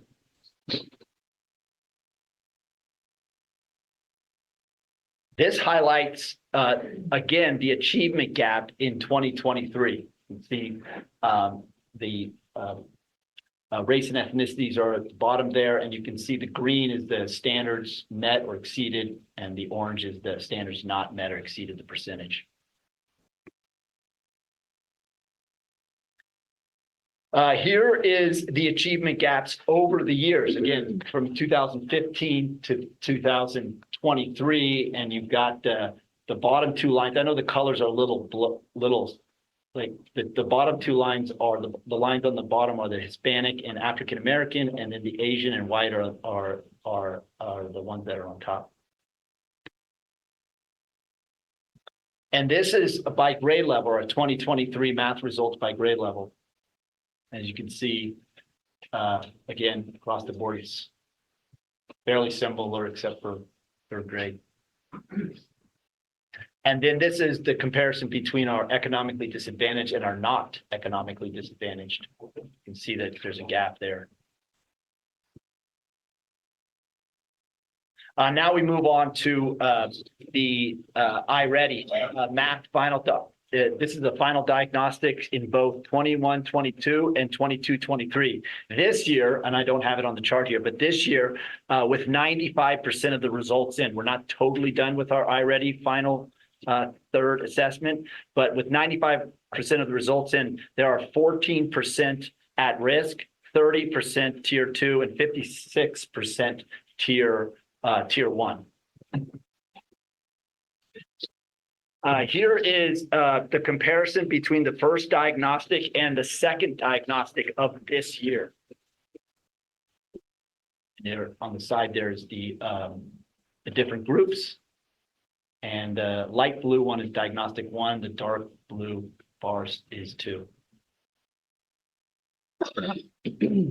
When we look at students, this one's it might be a little confusing when you first look at it, but when we look at students who met or exceeded standards on the SBAC in 2023 compared or side by the 2023 third diagnostic scale score. So the third diagnostic iReady scale score is the x-axis, and the y-axis is the bars are the students, percent of students who met or exceeded CASP in 2023.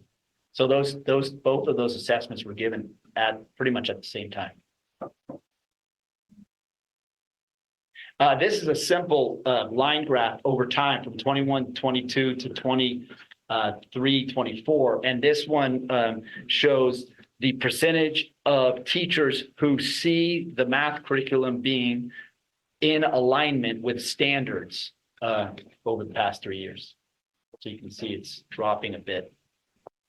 And then we move on to the teacher survey results. These teacher survey results were just recently, this survey was just recently sent out to both our K-5 teachers and then also our 6-8 math teachers. So our K-5 teachers, this is just who took the survey. Who completed the survey. So we have 44 total, and that's the kind of the distribution between grade levels of those who completed the survey. And then this is for CPM math, the 6 through 8. There's 8 response because you have less math instructors in the 6-8 than you would have in the K-5. So 43 out of 45 teachers indicated that they used Bridges as their main curriculum. 37 said they use it daily, 5 use it several times a week, and 2 use it rarely. All of the 6-8 teachers, all 8 of the 6-8 teachers use CPM. 6 used it daily, and 2 used it several times a week. These are the resources that teachers indicated that they used as supplemental supports, not their main supports, but as supplemental supports. And some, like iReady's with both groups. And so, but these were the list of what was listed as some of the supplements used. And then this slide shows you the effectiveness of teaching math concepts. This is again, the teacher's perception of it. 1 being highly ineffective to 5 being highly effective. You can see the numbers there, the percentages of teachers who responded to and this is for the Bridges math program. And then this one is for the CPM program. And again, this is only complete 8 total. So 6 of the 8 teachers said it was effective. 1 said it was highly effective, and then 1 said it was ineffective. And this is a really interesting chart that came out, was the effective of, do you find Math Bridges supporting levels of students? So you have the language learners, special ed, below grade level, and above grade level. And the blue being the non-effective and the green being extremely effective. You can see a lot of the above grade levels fall into the effective or the extremely effective, and the below grade level and the special ed and the language learners, there was more of the somewhat effective. And this is the same for the CPM program, and similar results. Again, you have a smaller sample size because you have 8 total that are filling it out, but you get an idea of where they're at with this. And this one is the overall satisfaction with the math program.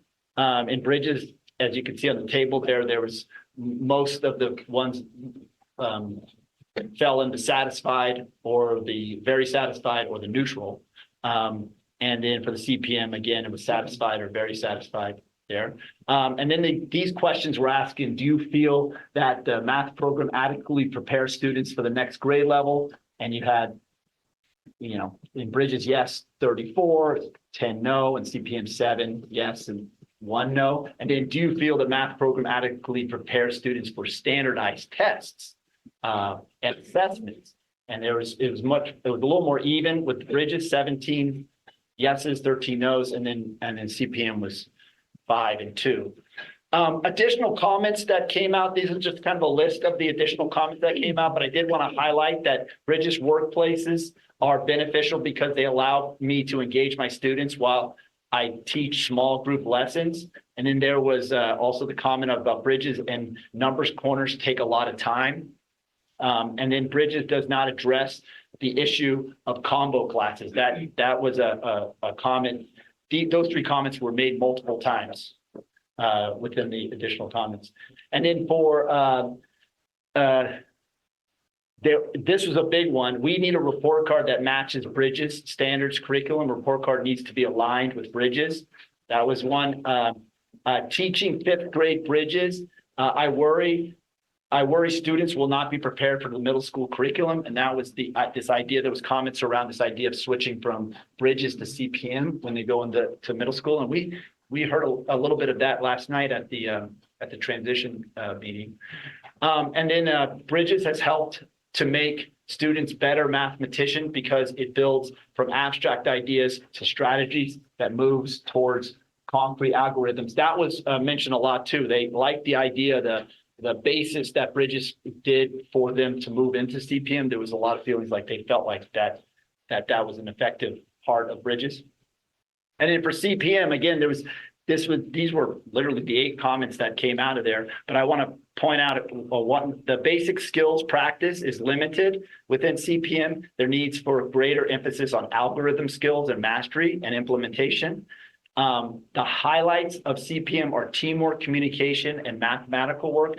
There was also a comment around math talk. They liked the idea of them having math talk with peers, not teacher to student, but with peers. So there was a comment about that. And then since the district adopted Bridges curriculum, students come into 6th grade with a higher level of conceptual understanding, mathematical understanding, which was nice to see. And then what are our next steps? So with all this information that came in, what are our next steps? So I'm gonna kind of go through each one of these because these are things that have been not only part of the survey, but have been discussed over the years with regards to math and math curriculum. Collaboration across grade levels and schools to promote shared learning, that has been an ask pretty regularly that we allow for time for collaboration for them. Deepening the dive into data, which I think we've done a lot better the last few years, but 3 or 4 years ago, we weren't doing a great job at that, to identify effective teaching strategies and have impact on student learning. That needs to continue to build up. Continue the iReady professional development series, inclusive of an alignment with the math curriculum and interventions. What we had just talked about, provide professional learning on teaching metacognitive strategies. And a math talk was one of the ones that was part of that. And then promote the use of intervention materials when needs have been identified. And then develop a math section of the report card that follows the sequence of the curriculum. That was one thing that came up pretty repeatedly, and it has come up before even the surveys were sent out. This idea that the curriculum, the report card should match the sequence of the curriculum, both for CPM and for Bridges Math. Any questions? Since the report card was a concern, I mean, what does the timeline look at? I mean, as far as getting a new report card to match up. Yeah, my suggestion would be, and I take responsibility. We had started a report card before the pandemic, and I think I outlined this in an email that went out. And then we hit the pandemic, and it got put on a pause. But really, we really need a professional to come in and to really work on providing a structure for the report card, and then building on that through a committee. Because there was just so much disagreement when we were sitting down. I mean, even when we got to a point where we had a piloted report card that we were ready to use, there was half of them were saying it's too long, or it doesn't have the stuff that was in there, and half of them were saying not. And then different grade levels had different wants and needs within the report card. So I think we need really somebody to come in and do that. Timeline wise, I would say the goal would be to get a committee started at the beginning of next year, like right off the bat. And then bring someone in from San Mateo County Office of Ed or somewhere that could act as the facilitator to support the build of a report card. And I know that there are people, I mean, I haven't looked into it specifically, but there are people that can do that. So I just want to make sure we underscore a couple of things. And thank you, Mr. Lucy, because what you've done so far is you've laid a foundation and you've positioned us to take the next step. And that goes back to your previous presentation about LCAP and the instructional shift. And so now our goal for next year is to bring together our teachers, also our administrators, and start to have those constructive conversations about a cycle of continuous improvement where we're looking at the instructional shift. Then we move to looking at our monitoring system, looking at how the data, our iReady assessment results quarterly, how they influence our instruction, and then how do we monitor, and then how do we improve? And then from there, also making sure that we have embedded professional development. So that is the purpose of creating coherence based on the LCAP. Now it's the strategic implementation plan, which is going to be informed by our administrators, our staff, and our teachers, and so that we are all in alignment. So in terms of your point in question, Trustee Villalobos, a timeline for the report cards, it is intended that we pick up so they're not starting over with the information that Mr. Lucy has led and facilitated over the last several years, and then also reconvene with a definite timeline that by the end of next school year, we would have a template, we would have a draft of what the report card could look like for the following year. And that is at the max in terms of taking us a year to go through that. But our intent is to make sure that we have the input that you've already laid the foundation for, that's going to inform our instructional shifts, that support across the board in all content areas for all grade levels, then that continuous cycle of improvement using data quarterly, that we have those assessments, and then we have the embedded professional development, and we continue to meet and we refine. And that's how we're also intending to address some of those instructional gaps that you've identified. So well in your presentation. Oh, there we go. Hi. I know this report card issue has been around a while. But I feel as though the district is capable of working on the report card without bringing any outside person in. Like, I just want to get a clarification that we don't need a consultant to come in to help us with report cards for our district. I just want to make sure that that's not what I'm hearing. Like, we can do this. Yeah, again, the really big challenge with that would be, and it could be done, but the really big challenge with that would be, we need to make sure that the report card is aligned with the curriculum that's being used. So one of the barriers that we ran into in our former attempts to get a report card done was and it wasn't a major barrier, but we didn't have a K-5 science curriculum. So we didn't have a curriculum that we could base that section of the report card off. But we have a math curriculum. Yeah. So the math part of the report card can be done. Yeah. And I feel like our district staff and teachers are capable of working together and getting that done. That's what I'm just trying to make sure that we can do this. The only, I think if I heard what you're saying, the only concern is Will said that, half the people couldn't agree on it. Yeah, but I feel like that's an internal thing that we have to work through. But I just want to make sure we're not saying we're going to get somebody outside the district to come in and help us do our report cards. I feel like we have capable people within our district can do the report cards. Like, that's not something I'm going to approve. I'm just going to say that. Like, well, is there any way to get like a quote from the county, San Mateo County? Yeah, I mean, there was a time when the county used to do this for free. You would just call on them and, for not just for report card, but for anything, they would come in. Right. Now they set up a MOU and it's a minimal cost. They don't try to gouge the district.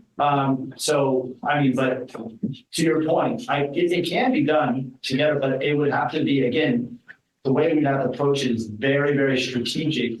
And we'd have to really identify, based on what the LCAP says, we really need to identify what are the priorities of the report card. The last time we went through this, it was high leverage standards. We were trying to find high leverage standards we were trying to make a standard-based report card, high leverage standards, but we couldn't agree on what were high leverage standards and what were not. And then in the lower grades, there was the skills versus the content standards. So what are we going to represent on the report cards? Because if you represented them both, it'd be a 4 to 10 page report card. But if you certain high leverage skills and certain content areas, then it would be there. So those are some of the challenges. Okay. I had a couple questions coming back, kind of talking about bridges.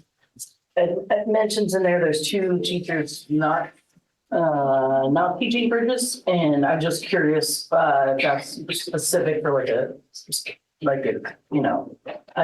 it's 2, so I don't want to get 2, but I mean, is there a reason, I guess, for that? Yeah, one of them is they're doing Singapore math, and it is our independent study program. Okay. Or the homeschool study program.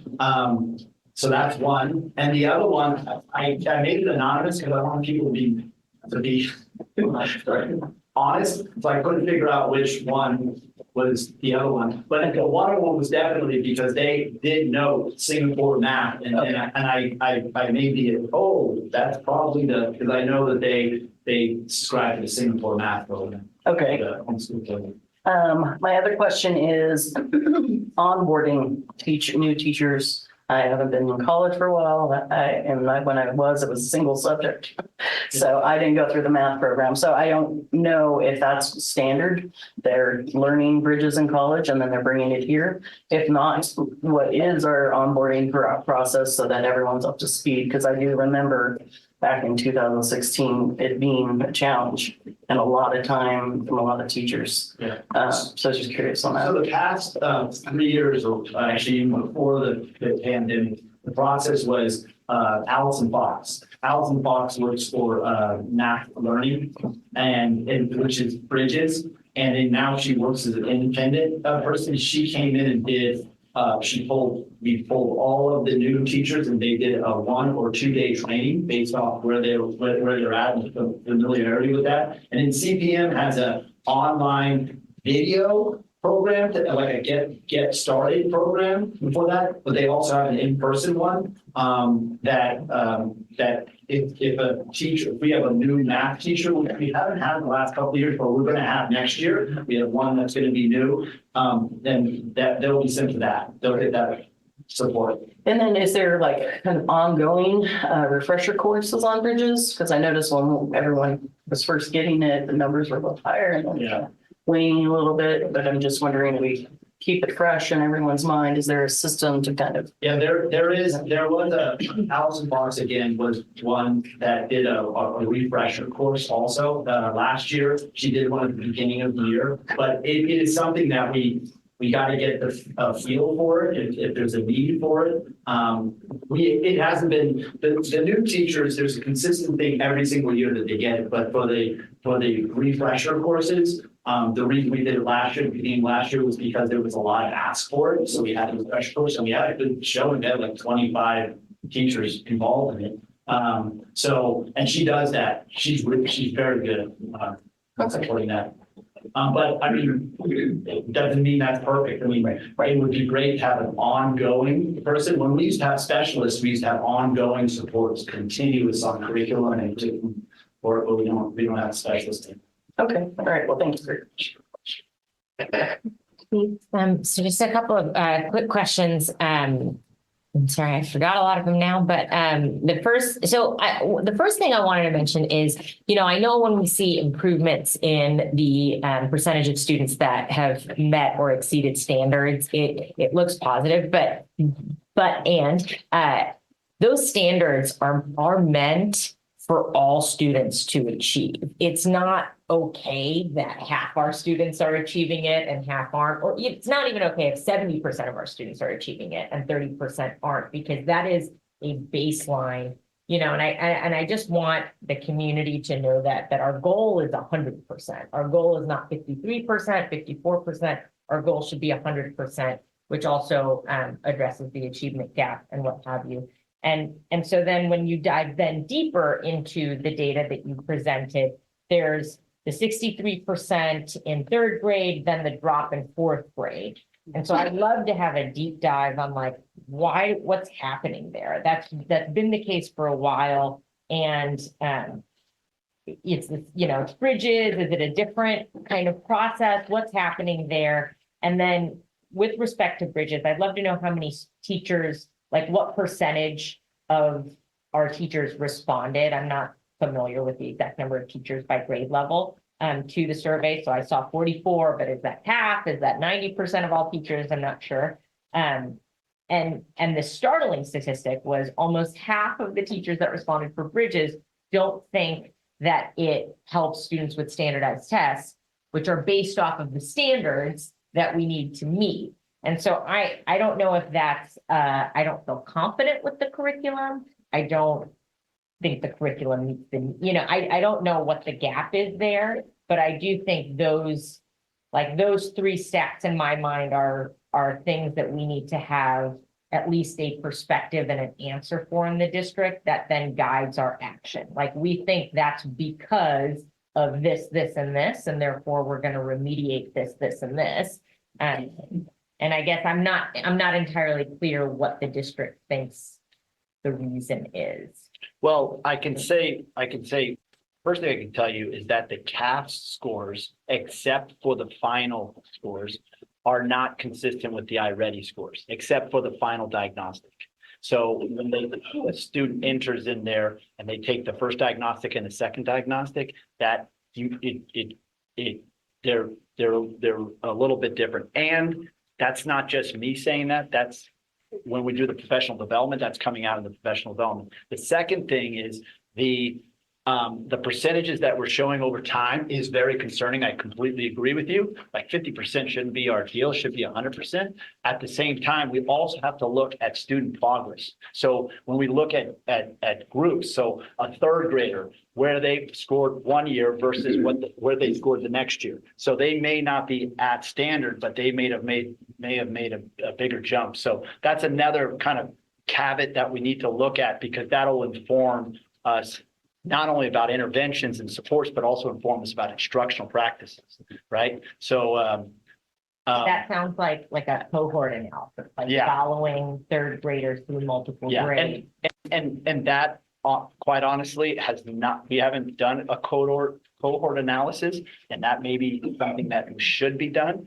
And it should be done not just from at the district level, but should be done during these iReady data dives, pieces should be done through, like at the sites for that purpose. I think that's fair. And that fourth grade drop has been there for a while. Like this is not new. I wasn't surprised to see it because I've seen it at least in a past couple of presentations that you've made, which means that something's happening at the fourth grade. Even if we do a cohort analysis, we'll see a similar. And I just read an article about a couple of months ago. It's happening all over the state of California, the third through fourth.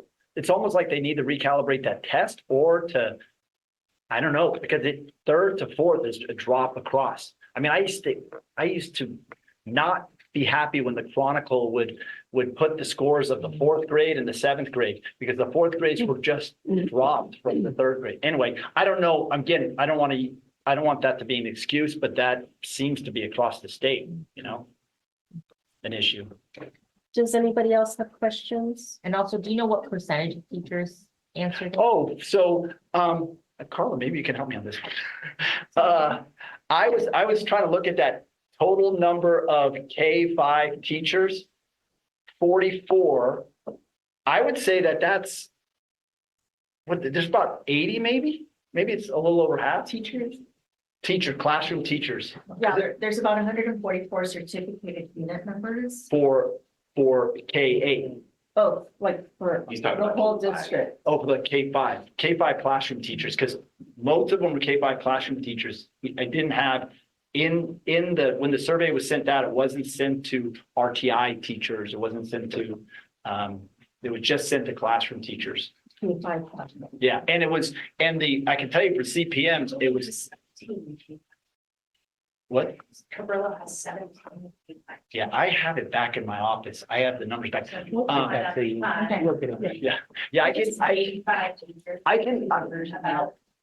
I can get back to you in a week, the weekly update. At the end of this week, I can get back to you and let you know what's in that. And Will, I just have one thoughtful question for you, since you're leaving, since I've been here, the special education, the low income and our English learners have always been at the very bottom. And I'm just wondering if you know why, or is there some kind of indicator on why we can't get their scores up? Yeah. I can tell you the last, minus last year, but the 2 years before that, or even before COVID, we did a huge redesignation, way more than when I first started. They used to redesignate maybe 10, 11.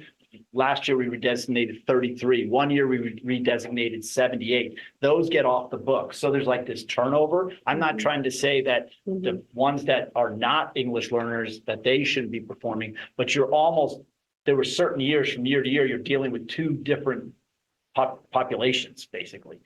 And that's for English learners. Special ed, I don't really, 65, there's 65 total K-5, 65 total K-5 classroom teachers. So 44 of 65, that's pretty good. Pretty good. Okay, thank you. For special ed, I don't have an answer for you. I just don't have an answer for you. I'm sorry. Socioeconomically disadvantaged. There's been some years that we get we get a lot of the applications in for free and reduced, and that's when it was based off that. And then other years so our numbers had fluctuated for a while. We had large numbers of socioeconomically and then smaller numbers socioeconomically. So the population again might be different there. I do know that the ones that have gone through that have been identified for interventions are not necessarily just the socioeconomically disadvantaged youth. It's been a variety across the board. But I guess that's a non-answer, but It was your thoughts. Thank you. Thanks. So ready to move on? No more questions? Thank you, Bill. Sure. Okay, we're moving on to e-school climate update.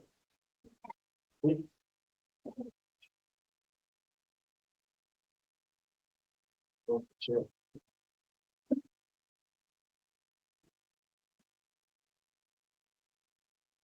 Stan, I think I'm going to share as well. Oh, you already have it up? Yeah, sure. You can go ahead and keep it up. That's fine. Thank you.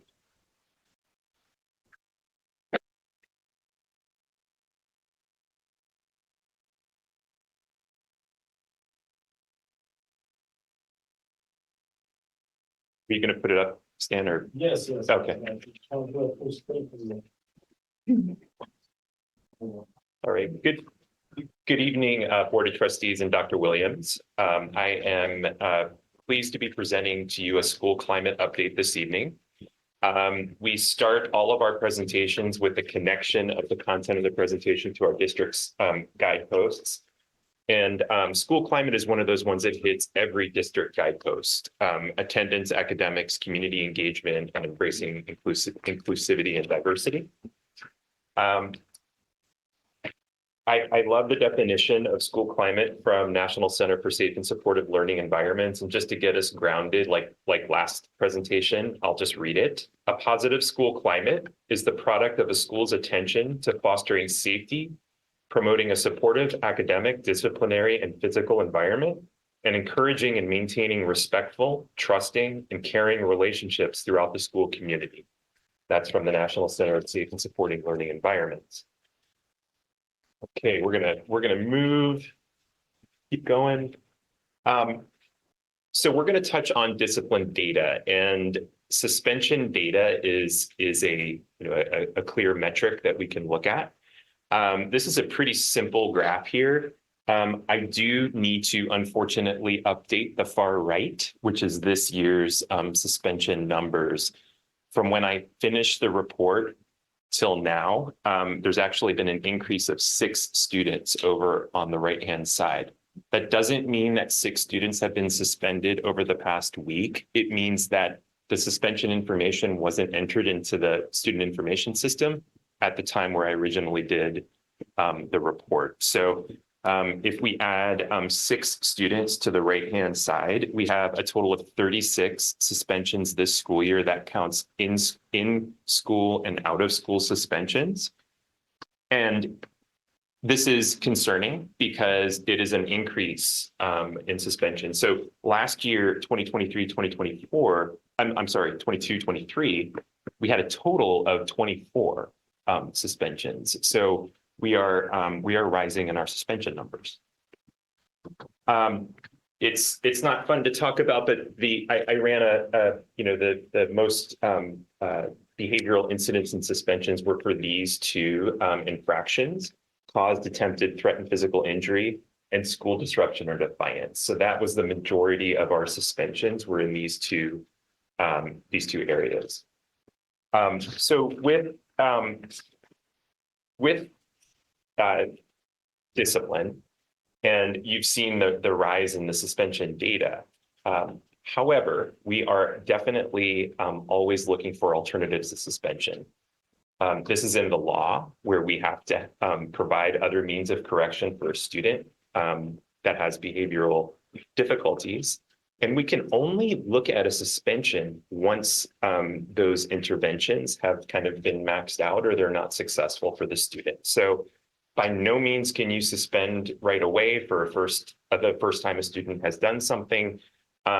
We really are not wanting to suspend. We don't want students to be out of school So with other means of correction, we have conferencing. So conferencing with the student, sometimes with the teacher, with the parent. SST meetings where we have a multidisciplinary team together to look at what we can do to help the student in the behavior. We have restorative justice or restorative practices, which we'll talk about a little bit more, anger management, and counseling. So these are the alternatives that can be put in place for a student who's having difficulties instead of suspension. It's employment of the restorative approach to discipline rather than punitive. And you know this because we've said it many times, but the point of restorative practice is that we have a meaningful response to behavior to create empathy, understanding, and lessen the likelihood of it happening again. Through this, we have resiliency being instilled within students. And also, we're going to talk a little bit about therapeutic learning spaces moving I have forward. a quick question. Sure.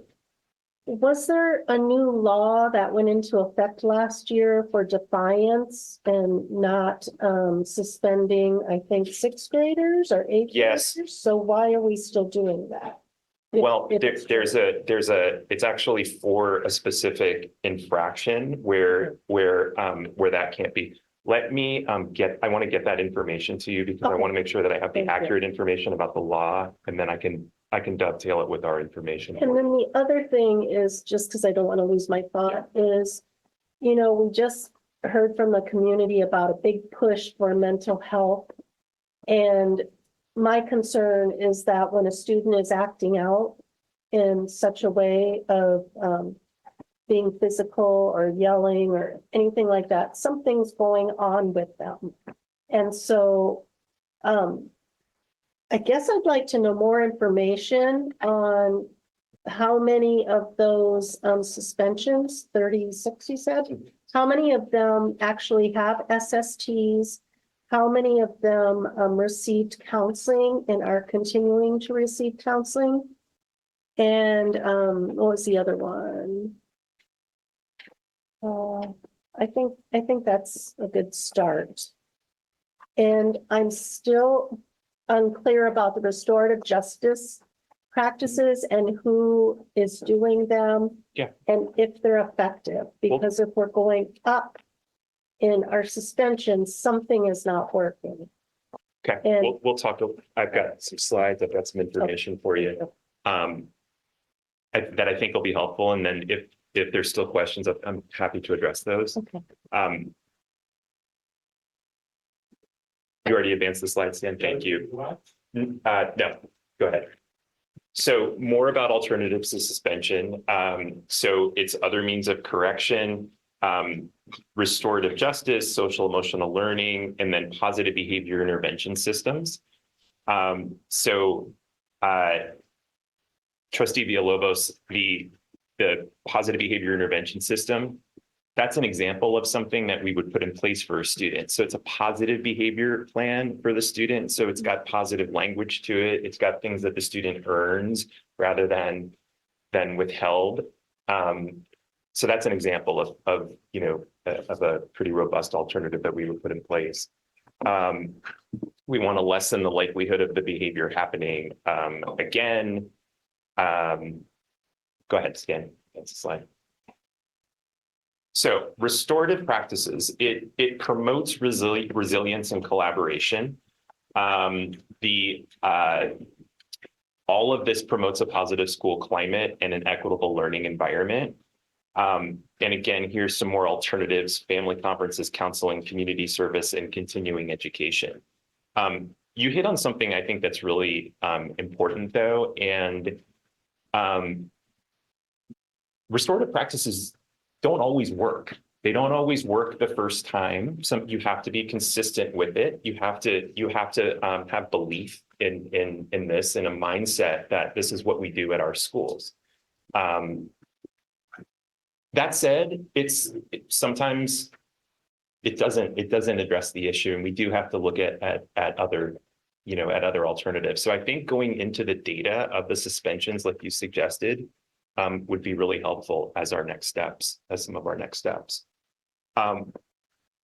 I'm going to segue now to another topic of bullying, which is a part of the school climate presentation.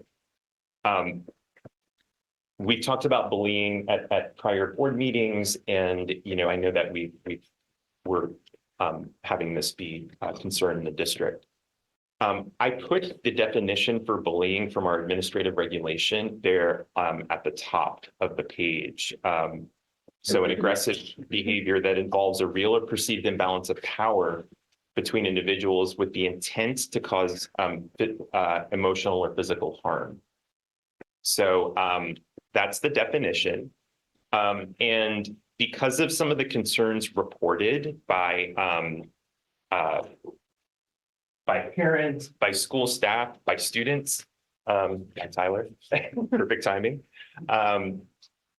We wanted to look a little deeper at bullying. And what I did was I did kind of an informal survey of the principals, and I asked for some specific information and their thoughts about bullying at their schools and what they do in response to it, to address it. And it's interesting because some schools report an increase, some schools report a decrease in bullying. Almost all of our schools, and this is all from principals, from principal feedback, report an increase in disrespectful behavior, not necessarily bullying. That was a clear answer from several school sites was, yes, we're having an increase in disrespectful behavior. Not necessarily, I don't think I classify it as bullying, but we have these unkind behaviors, this disrespectful behaviors among students towards staff as well. We are seeing an increase in cyberbullying, unfortunately. This is, not so new of a frontier anymore, but it is a kind of wild, wild west out there as far as social media, photoshopping. We've seen a number of recent transgressions where there's been Photoshop, unfortunately. So cyberbullying is this kind of new frontier that we need to be aware of. While certain behaviors and situations might not meet the definition, we are going to continue to address them. So while it's not necessarily bullying per the definition, we continue to address them, and positive school climate helps that. Stan? So our long and short-term strategies to address the bullying and the disrespectful behavior, and this comes from the principals. This is what is in place. We have restorative practices, conflict management. I won't read through the whole thing, but you can see the strategies, also the cool events that are in place. So there's strategies that are response strategies, and then there's big picture kind of ongoing tier one positive events, positive school climate, positive expectations at the school. And you can see those events there that are about social emotional learning and positive school climate. So I know there's a lot of interest in this system that we are going to be adopting called Stop It. And this is a reporting system that we are going to be bringing on here in Pacifica School District. We have had actually with our Superintendent Student Advisory Committee at some of their meetings, they were talking about the fact that it's hard to report. It's hard to report. You're called out sometimes for doing so. It's hard to be anonymous. This is a system that is free of cost for the district. It's from the county. Basically, you can advance the slides. We're going to kind of go through these quickly. It's basically an app in an electronic reporting system that students can do from their phones. I think you can do it from a desktop. And there's posters that go up about this that promotes this at school sites. There's visuals that are branded. Keep going, Stan. Keep going. Here's sort of like a picture of what it looks like on the smartphone when you go ahead and you make your anonymous report. You can see this. It's interesting. It has sort of like the text responses, almost like when you're in like a chat, there's responses. We have a dashboard that keeps track of the incidents, pending incidents, and follow-up incidents. And the cool thing about Stop It is that it alerts it alerts school personnel, district personnel, county personnel, supports in the county from the Safe and Supportive Schools unit, and also Pacifica PD. They are in the loop when it's that incident that they need to be aware of. So right now we're in the process of kind of getting all of that together, and we're going to be launching at IBL. We're trying to launch there before the end of the school year, and then next year to have it at all schools. Okay, we have a lot of we're gonna move quick here. School-based mental health. We have a multi-tiered system, and I won't read the slide, but you can see I list our folk that deliver services. You've seen the triangles and tiered supports many times. It's just a nice visual. The tiers of supports, more intensive as you move up. Our tier 1 interventions, we've seen that many times, and these are the school class-wide interventions. Prevention. The prevention piece is big. So having it be very, very clear what the expectations of the school are, and buy-in from the students on that.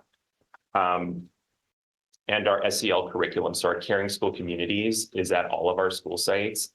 Go ahead, Stan. Tier 2, that is some counseling services. We have short-term interventions. We have longer-term interventions, counseling support, behavior support plans. Tier 3, more intensive supports when they don't respond to Tier 1, Tier 2, sometimes IEP, special education assessment. As part of mental health, that we have our suicide risk and threat assessment process. We have training that happens here for the personnel that do this. This is a multidisciplinary team that looks at the level of risk for students who might have suicidal ideation or for potential threats. So it's a process that the county supports us on there. This school year, we have done 31 suicide risk assessment and 17 level 1 threat assessments. So Can I just ask, how many of the 31 suicide risk assessments are K-5 and then 6-8? I'll have to get that to you, Trustee Villalobos.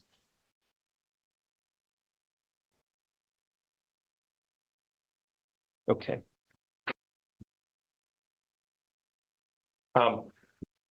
Moving forward, and we did talk about the text looks weird on that. I don't know why it's like that, but we talked about this at our budget collaborative.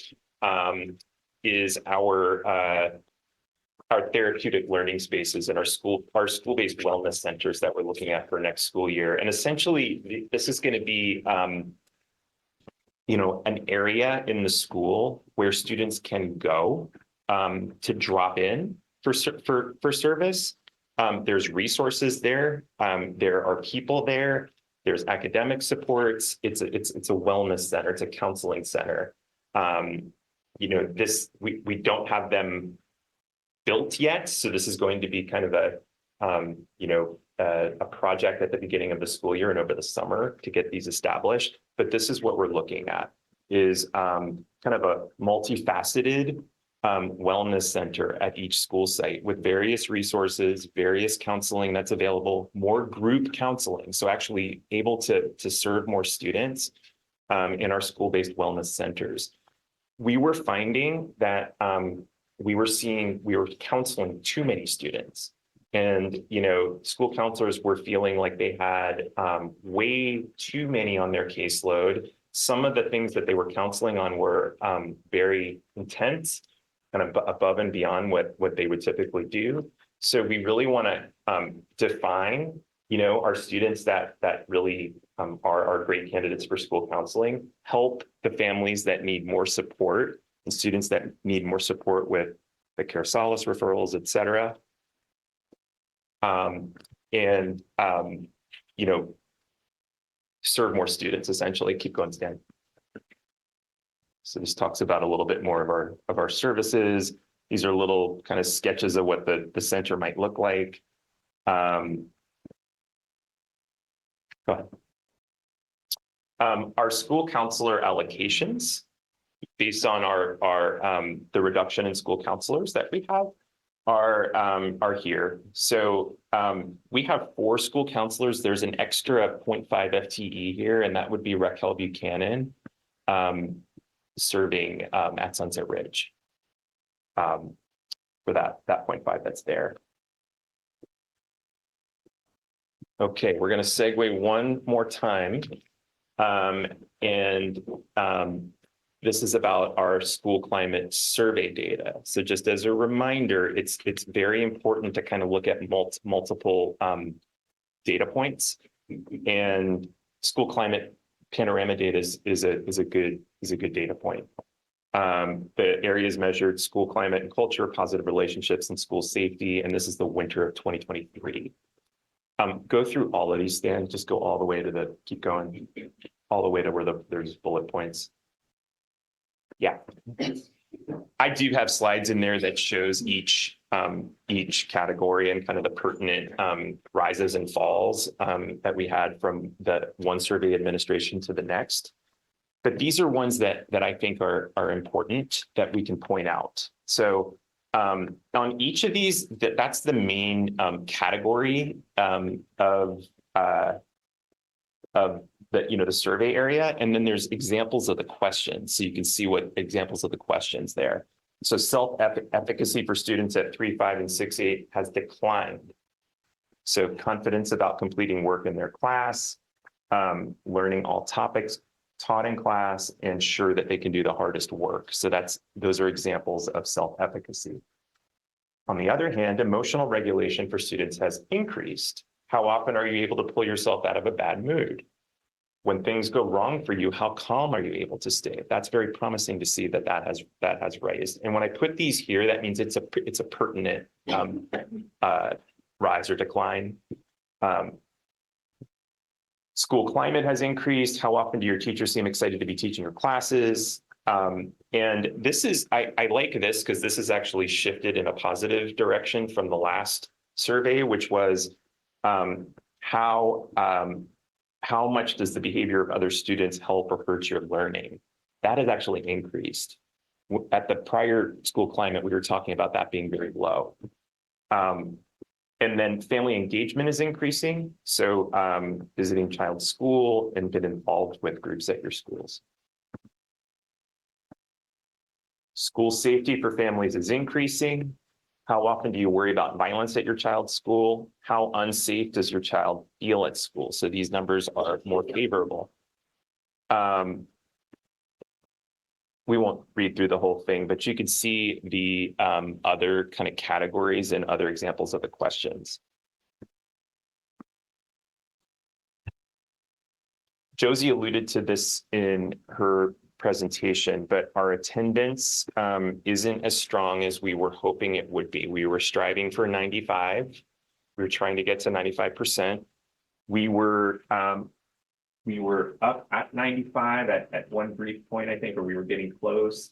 But you can see right now we're at 93.93%. So just under 94% attendance. We are just continuing to look at this. It's each school looking at their data and developing their strategies to address this. We have the tier 2 attendance piece, which is more of a district team where I'm usually there, and we have the families come to the district office and the school personnel, and we meet here when it's we've already had that tier 1. We're going to have a tier 2 attendance meeting.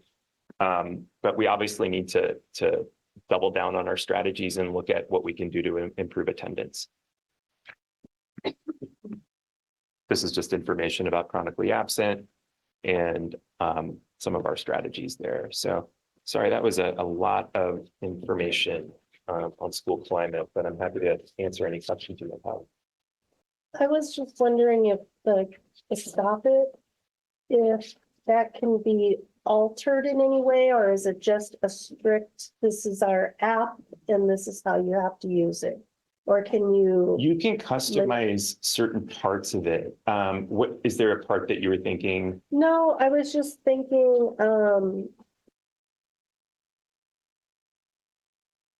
I was kind of just thinking about the police Okay. because, even,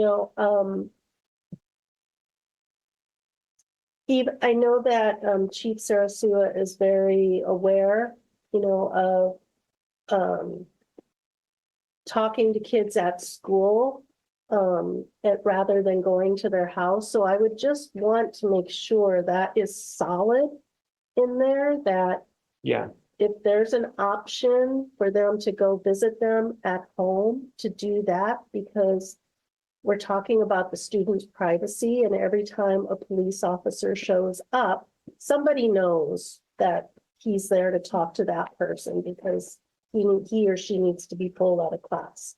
And so that was one of my things, is can we manipulate that and have, the superintendent or the principals or whoever review it to see if that is something that is how it works. necessary. That is exactly how it works. And I haven't, since we haven't turned it on, I haven't gotten to play with it and sort of experiment with it. But I do remember Greg Fry from the county saying not every single thing just automatically goes, to the police. We do discern what goes to them, and exactly how that looks until we launch it. I'm not sure, but I do know that it was an option if we wanted to have that notification, but I think it's something that we can activate. Yeah, it's just that, Pacifica has a small force and it's always turning over with new officers. And, there are some that are trained and then there's some that aren't. And so, right now I know the Pacifica Police will take a name if anybody's having mental illness or mental health issues. And so I'm going back again to that part. If somebody's bullying, there's probably something wrong going on in their life. And so do we want the counselors or doctors to help them, or the police? Right. And I know there's discernment for what goes to the police, but I can easily find this information for you. Thank you. I'll get that to you. Does anybody have any questions? All right. Okay, so we're moving on to special education update. Great. This one will be shorter, I promise. This is a special education update. Oh, you don't have that one?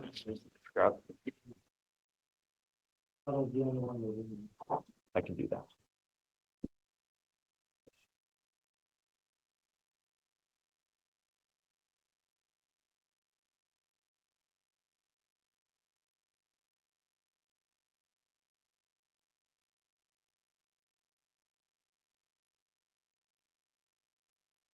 Okay. In the special education update, we're going to look at data of our special education eligible students, trends and implications of the data. We're going to talk about our special education local plan area plan that for Pacifica School District that was done for us that we've been working on this school year, and then moving forward. That's right, I'm doing it now, not you. I showed this slide last time and I really like it. And it's just nice to kind of refer to as far as the continuum of services from less restrictive to most restrictive. So I like to have that marker in there, and you can refer back to it if you needed to. I'm gonna have to get used to the fact that I'm doing it, not you. No, I got it. So our eligible students right now are 531 students, but this includes 79 pending cases. So that's 79 of that 531 are pending. So that means assessments that are in process where we haven't finished them yet. In about a year ago, we were at 452 students. And then you can see those other markers. We have 93 students in special day classes right now, and we have 11 special day classes in the district. So those specialized programs, self-contained classes. Right now we have 14 students in non-public school placements. In comparison, we had 10 students at this time last year in non-public school placements. I'm sorry, that should say 20. Yeah, 20.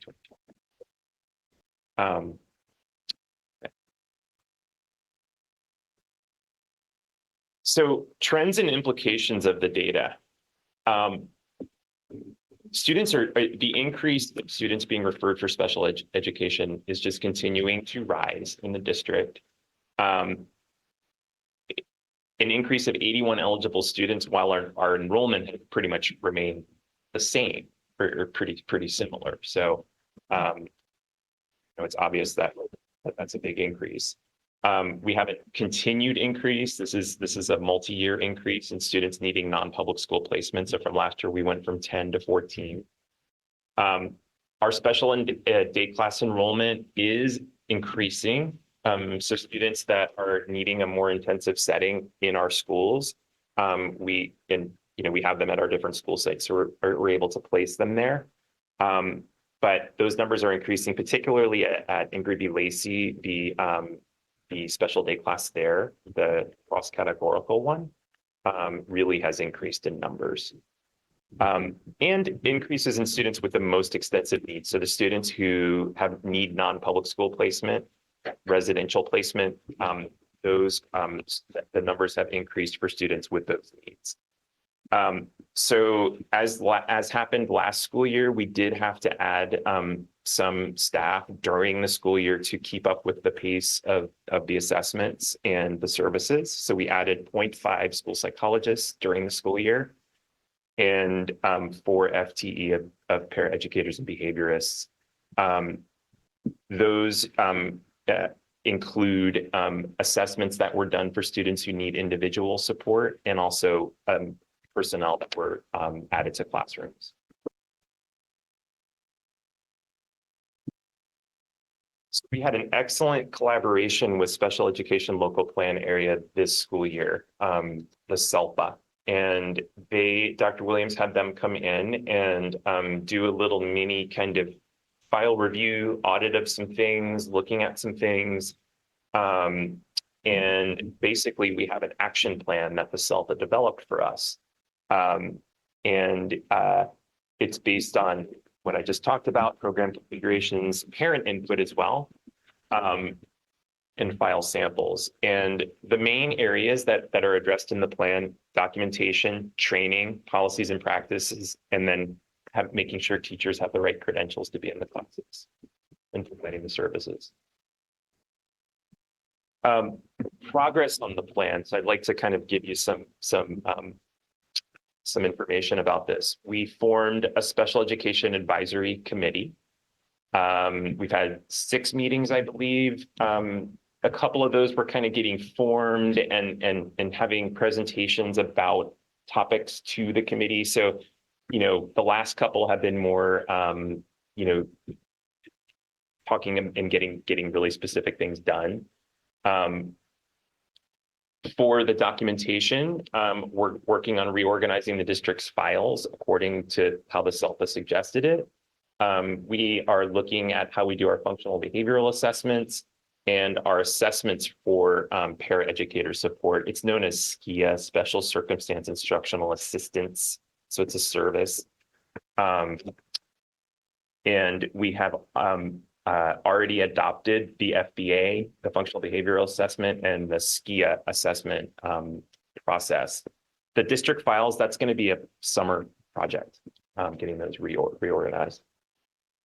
Training, this is the huge one for us in special education. Training. We need training in a lot of areas and ongoing training. And then as new staff comes aboard, getting them up to speed and having it be coherent. Safety de-escalation training. This is a really, really robust, usually a 2-day training where you're trained on a specific methodology of de-escalation and then safety intervention for students. This school year, we had Stacy Jiang and Nicole Sayers go to be trained to be a trainer in the PROACT system. So they have conducted trainings of our staff in these areas. Paraeducator and behaviorist training, we want to really discern between the two. So the lines were kind of gray between behaviorist and paraeducator. We really want to develop a specific training for behaviorists and then have a system where weekly they are meeting with the BCBA and they're reviewing data and having that be very distinct from the paraeducator. Case management. We need our teachers and our service providers who are case managers to understand everything about the responsibilities of being a case manager. It's not just teaching the student. There's coordination of the IEP. There's communication with the parent. There's progress reports on goals. There's communication with gen ed staff about your student that's in their classes. So lots and lots about case management. Onboarding of new staff is extremely important. And we have developed, really Betsy Belkin, our coordinator, has developed a special education boot camp that we're very, very excited about. That's going to happen at the beginning of next school year, before school starts, for 2 days. We're going to address overview of special education here in the district, compliance, case management, local policies and procedures. So this is not just new staff at the boot camp, but also, newer teachers. We have a number of teachers that are a couple that are getting started in special education. So it'll be really great to have them in the special education boot camp. Cross-training between general education and special education. In the committee, we talked about documents that would be a streamlined document for the gen ed teacher to have about the students. And we had gen ed teachers, we had special ed teachers, and we have a couple of examples of a template that we want to just finalize before the end of the school year. It's visually, easier, and it's something that I think we all landed on. So we're going to do that. We're going to have our principals try to develop common planning time for general education and special education teachers. We're really seeing that that's a need, is to get them together at least for a portion of time on a regular basis so they can meet and collaborate. We're going to continue to train principals on the IEP process and what the LEA designee is at a meeting and what the LEA is at a meeting. So what role do principals have at IEP meetings, and making sure they are up to speed with all the latest. And then teacher and staff credentialing. So we have a close collaboration with human resources and special education. We meet on a weekly basis. That has started this school year to kind of those regular meetings. And we're just basically running through all of our staff, making sure we have staff in place, having any credential things addressed. So I think that close collaboration has been excellent. Structured onboarding, we talked about, and then recruitment. We went to the job fair. We've been trying to recruit special educators in various ways. And then policies and practices. So we had the CDE monitoring of special education, where they look at our program under certain criteria, and they if they find data that is out of compliance, they give us corrective actions, and we work through those corrective actions. So we'll combine the CDE monitoring with file review and make sure that we're identifying like the high leverage training areas. Won't read through all of them, but that first one, educational benefit analysis, is a great one because that must mean I need to wrap. Is a great one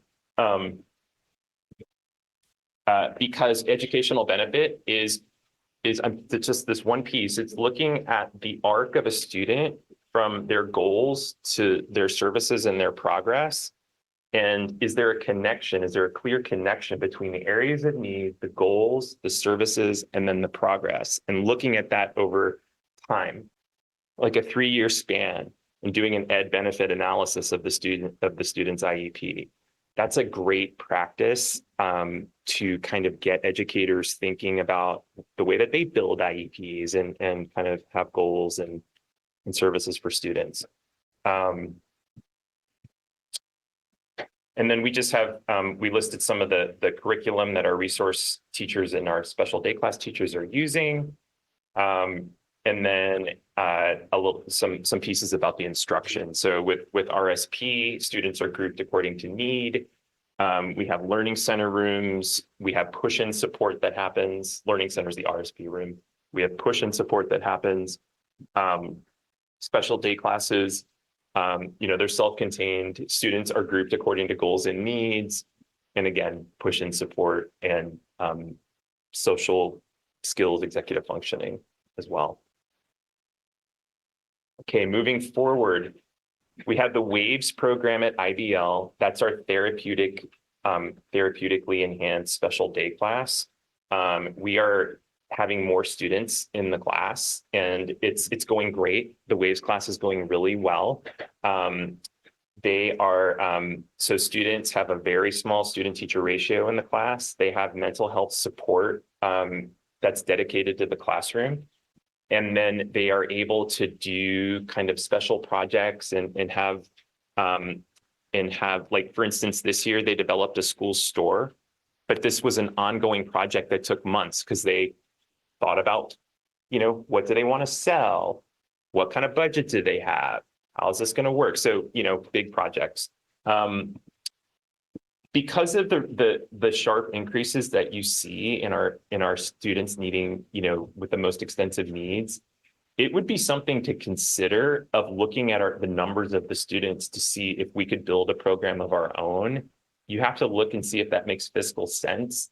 It's always like, do we have enough students to build the program? Because you build the staff. So that would be like a cost analysis of looking at the number of NPS, non-public school, what are the needs, and do we have the wherewithal to kind of build our own program? This would obviously be looking more down the road, not for next year. We're standardizing our staffing levels for our special day classes. So we did a study of like districts about their staffing and their ratios and their specialized programs, and that really informed us. And we were very similar to most of our partner districts. So we want to have it be very standardized. So we're going to release that, what our standardized ratios are. And the collaboration with gen ed teachers and the compliance monitoring is important. So it's being just being aware of the errors in our database, looking at the CDE information, and just being proactive with that. And then our CPAC, our Special Education Parent Advisory Committee, incredible collaboration with CPAC that is going to continue. Happy to address any questions. But I have a couple of quick questions, Yeah. John. So first, if you include the pending, that number of students who have or I guess are in evaluation for an IEP is quite high. 19% of the district, if I calculated it correctly. Yes. And that's higher than other districts. Yes, it is. And so I'm very curious about understanding that a little bit. Like understanding what the disability categories are. Are we seeing certain trends? Is it, I don't know what the California categories are, but are there certain trends that we're seeing? Are there certain grade levels that we're seeing higher identification versus other identification?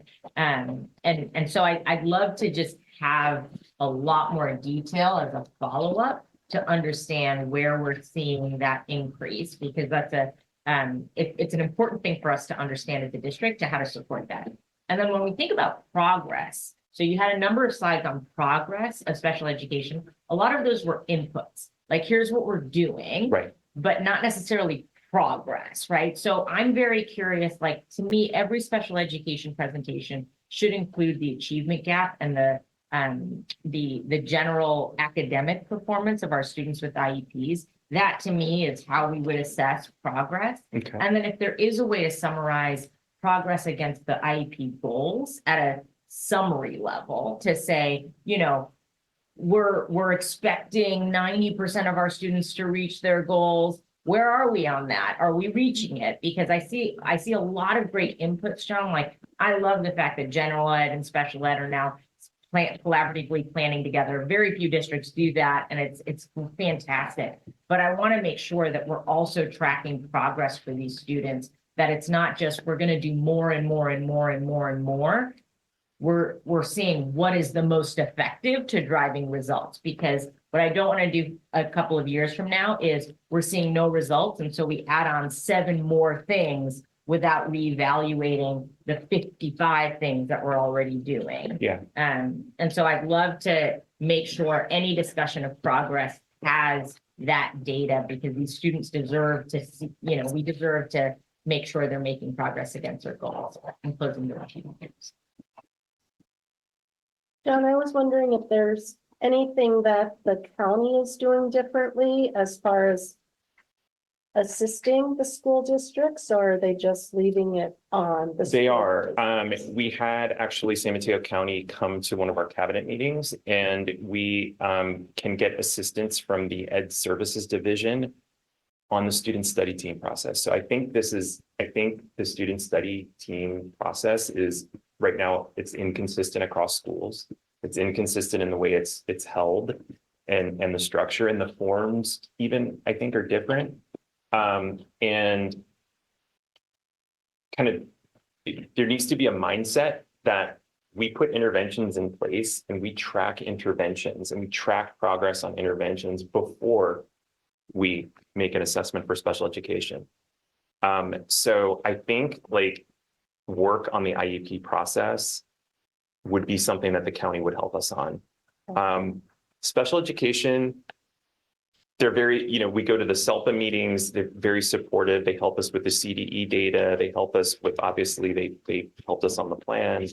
But I think like, and that's more on the gen ed side, the student study teams work. But I think that along with tier 2 interventions, having more tier 2 interventions put in place for students and tier 1 can help lessen the referrals, because students are going to get help and they're going to do better, and they're not going to, you know, need to get referred. Yes, That's it the seems idea. like that seems logical to do a study team, you know, instead of a referral to IEP, because of the SST, right? Yes. If that doesn't work, then, you know, you move on to the next step. And I've been through a couple SST meetings myself, and they work. Yes. They work. Yeah. One of them was actually, how do we get him to school? Yeah. And we You had can to talk come up about with a any plan. concerns at an SST. Does anybody have any questions? But Trustee Patel, I will work on getting a breakdown disability wise and grade level wise. And especially for the evaluation, that I'm very curious to see if there are trends in those numbers. That's what I was, Yeah. the evaluations and then the eligibility. And then I know, like, and other, I know that people don't generally show progress on it. I know that. I don't know why. Like, I guess I've never seen it in the district presentation of like, here's what % of our students with IEPs are making progress against their goals. And it's not specific. It's just saying everybody has goals. What percentage of them are, you know? So I'm curious as to why. Why we're doing this. But it, you know, that too is, you know, logical, because if a student's not making progress, then the parent can actually take steps to the next level. Well, what the point of having goals that aren't being met is that that's part of the case management piece, because you need to look at why the goals aren't being met during the school year. You need to have an IEP meeting and either shift the goal or address the services, because the goals drive the service. Goals drive the service. So when a student is not making progress, or they max their goal out and are done with their goal really quickly, need to get with an IEP team and look at areas of need that are driving the goals, making sure that they're accurate.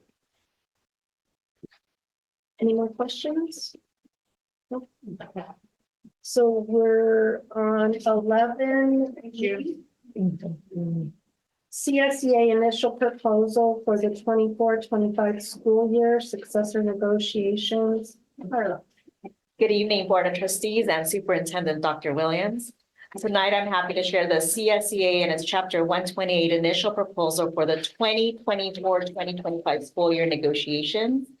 The public notice provisions of the Educational Employment Relations Act requires California School Employee Association and Chapter 128 to give public notice of their initial proposal. Initial proposals are made available for public viewing at a stated time and place prior to collective bargaining. This allows the general public an opportunity to review and comment on initial proposals. CSEA and its chapter number 128 desires to alter or amend the current collective bargaining agreement, which expires on June 30th, 2025 as follows. Article 10, compensation. CSEA has an interest in a fair and equitable salary increase for all bargaining unit members, improving proration rate for employees who work less than 8 hours per day, and improving longevity pay. Article 8, hours of employment. CSEA has an interest in establishing sick leave accrual, vacation earnings, and paid holiday entitlements for 11-month employees who work summer programs. Article 18, layoff and reemployment. CSEA has an interest in changing the rules regulating bumping rights. And this was just information. Thank you, Carla. Any questions? Now we are on to H, Will, first reading board policies and administrative regulations instruction, December 2023. Hi again. So there's two policies that are part of this. This is the 6000 series instructional, and it's the December. We're almost caught up. We're almost there. There's two policies here. One's around comprehensive health education, and the other one's on transitional kindergarten. The comprehensive health education, the policy is updated to reflect the new U.S. Surgeon General's guidance. Specifically for our district, is if it mandates that if the district offers health education courses to middle school students, the course must include mental health instruction. And then the regulation outlines that the district that offers health education courses again must include mental health instruction, and to clarify that the opt-out right to excuse a student only applies to the comprehensive sexual education, HIV prevention education, and related assessments, and does not apply to instruction, materials, presentation, and programming that discusses specific topics, including gender, gender identity, gender expression, sexual orientation, discrimination, harassment, bullying, intimidation, relationship, or family, and do not discuss human reproductive organs and their functions. So that's board policy 6142.8 of comprehensive health education. Those were changed. And then the transitional kindergarten, this policy really applies to if you're doing an early admittance, meaning if you're you're allowing a student who is 4 years old, I think, whose 5th birthday is after the date specified for admittance in the applicable year, can provide that upon recommendation of the superintendent or designee, the governing board determines that the enrollment in a TK program is in the child's best interest and the child's parent guardians approve. So that's one point. So it allows for a child who is younger under special circumstances to be admitted into the TK program. And then the policy is also updates to reflect new law SB 141, which was in 2023, that if an offer is made and their space is permitting, that that it requires any classroom that includes this early enrollment child to maintain a classroom enrollment that does not exceed 20 students and an adult to student ratio of at least one adult to every 10 students.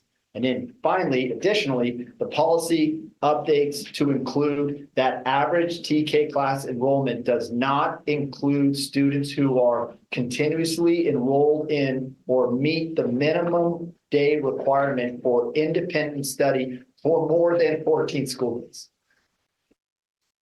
in a school year. I know that's a lot, but when I was going through these two policies, specifically transitional kindergarten, I'm trying to relate it to what our reality is here. And the CSBA advice was that to have this just in case you have a situation that you, so that's the update. Yeah. In the first one where it says mental health instruction, is that by somebody, can that be by a teacher? Or does it need to be a counselor, or is it just left open? No, it didn't indicate that it had to be a specified credentialed teacher or certified. Does anybody have questions? No? Okay. All right, we're finally on to action items. Does anybody need to take a break? A 5-minute break?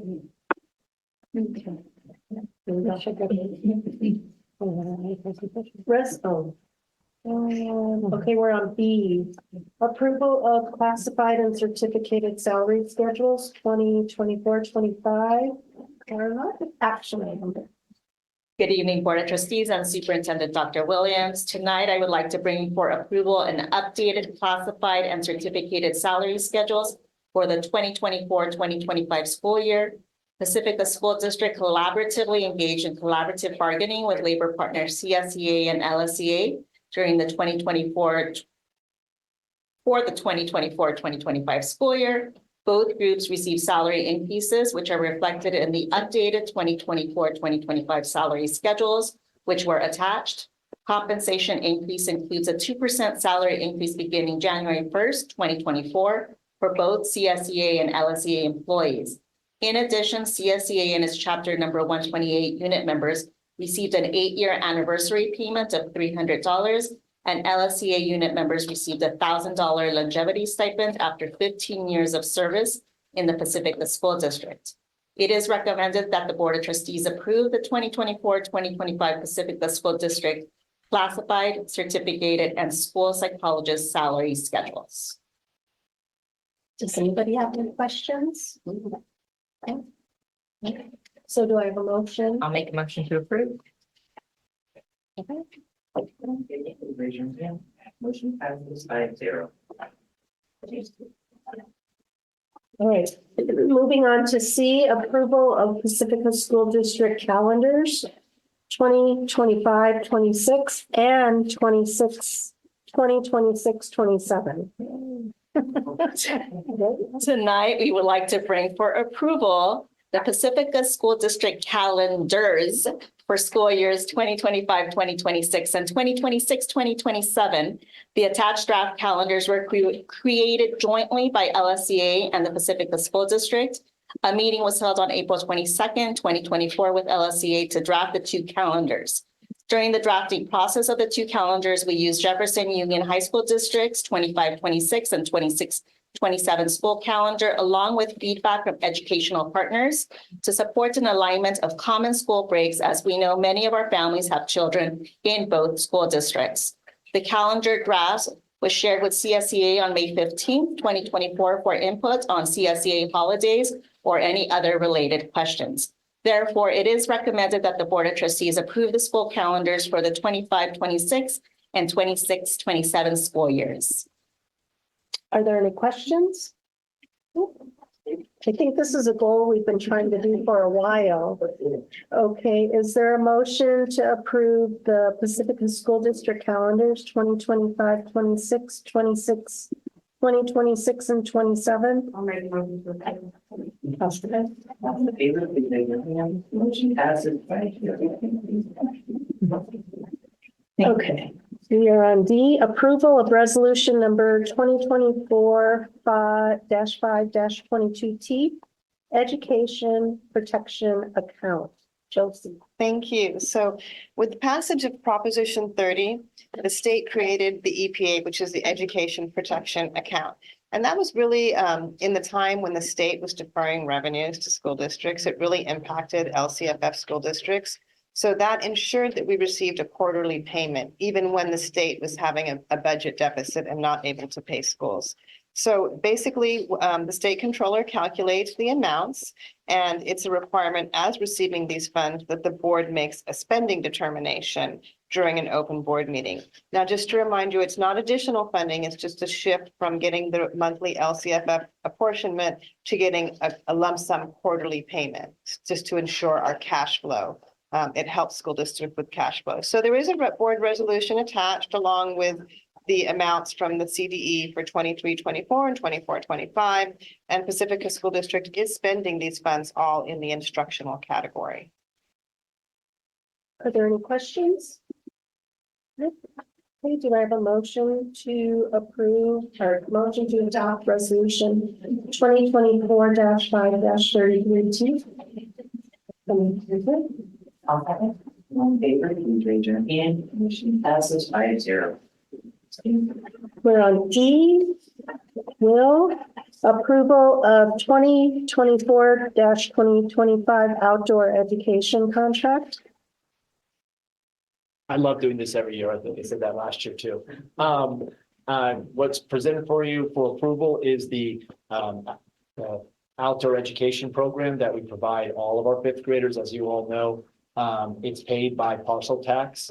So no student has to incur any of the cost for that trip. And it's obviously a wonderful experience. I did it for many years when I was a fifth grade teacher.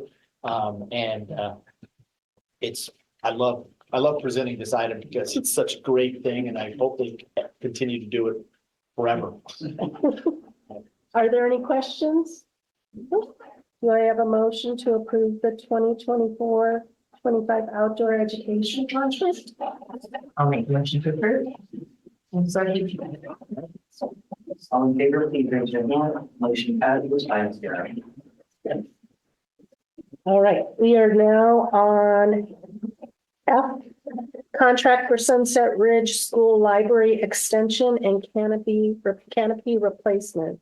Joseph. Thank you. So CC held the bid opening on May 6th, and she did receive two bids, Cal Pacific and Evra Construction. Evra Construction is currently the lowest responsible bidder. So we're asking the board to award the contract to Evra Construction, Inc. And to authorize staff to enter into a contract with that company. Are there any questions? I just have a comment though. If at the beginning of the year, if somebody could like put how much we spent, like just listing, and how much it actually cost, like after all of the revisions, or what do you call those? Change orders. Change orders, thank you. CC has a fabulous spreadsheet that we can summarize for you because it's Exactly, quite detailed. because even those, I mean, that's why I still don't understand why we go at the lowest one, because in the end, it may not be, you know, lower than what the higher one said. That is true. And usually the change orders are due to unforeseen circumstances. Yeah. For example, the mold at, you know, the Sunset Ridge issues. So, you know, you don't want to have change orders, but you They do happen find sometimes. things. You're gonna get change orders with a high bid too. Yeah. But that is, we can look for a summary of, the change orders do go to the board. for approval, but it's piecemeal for you. Yeah. So we can ask her to do the contracts that had change orders, the original contract, the change order, and then. Yeah, just like a comparison of what the bid was and what it actually came out to would be interesting. Just as lowest responsible bid, because we're not obligated to take the lowest one. Yeah, it's maybe not really start looking at that too. Okay, so do I have a motion to approve?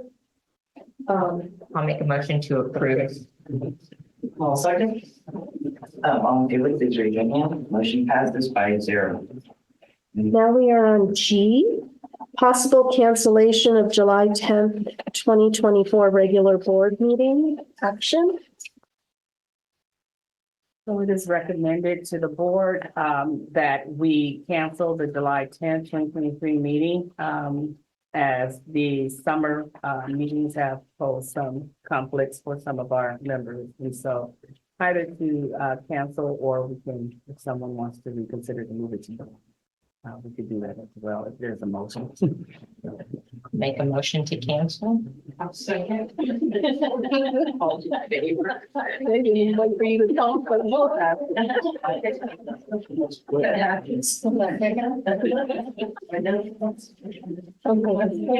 An initial meeting, so we can end of January, so have to have everybody to. Yes, Okay. yes. Because of the There other, may be a need for. there may be a need for something. Yes. All right. We're on Board of Trustees and Superintendent's recap and future agenda items. I just wanted to say a thing I did get a chance to say before Tyler left, but Yeah. having the kids here has been a real nice addition. And so thank you, Dr. Williams, for bringing that. Great And, Yeah. so I look forward to next year's team. Yeah, I wanted to publicly acknowledge both Calypso and Tyler for doing an amazing job. We started the second semester. Thank you to Mr. Barkfield as well for your support and organizing our meetings as well. But the kids and having their voice, and even to come to the budget development meetings and have input, and also to continue to challenge our thinking to make sure that students are not only represented by voice, but also by action in terms of making solid recommendations to help advance our agenda and our goals. So I'm just over the moon joy, excited and impressed by the caliber of students that we have here at Pacifica School District. Right. Anybody else? I just want to thank all of the retirees. You too, Will. It's been a pleasure working with you. It's not, I don't have to be at the next. No. We'll see you on. We're having the. Fully retired. The meeting is adjourned at 9:28. What happened at the end of June, Sam?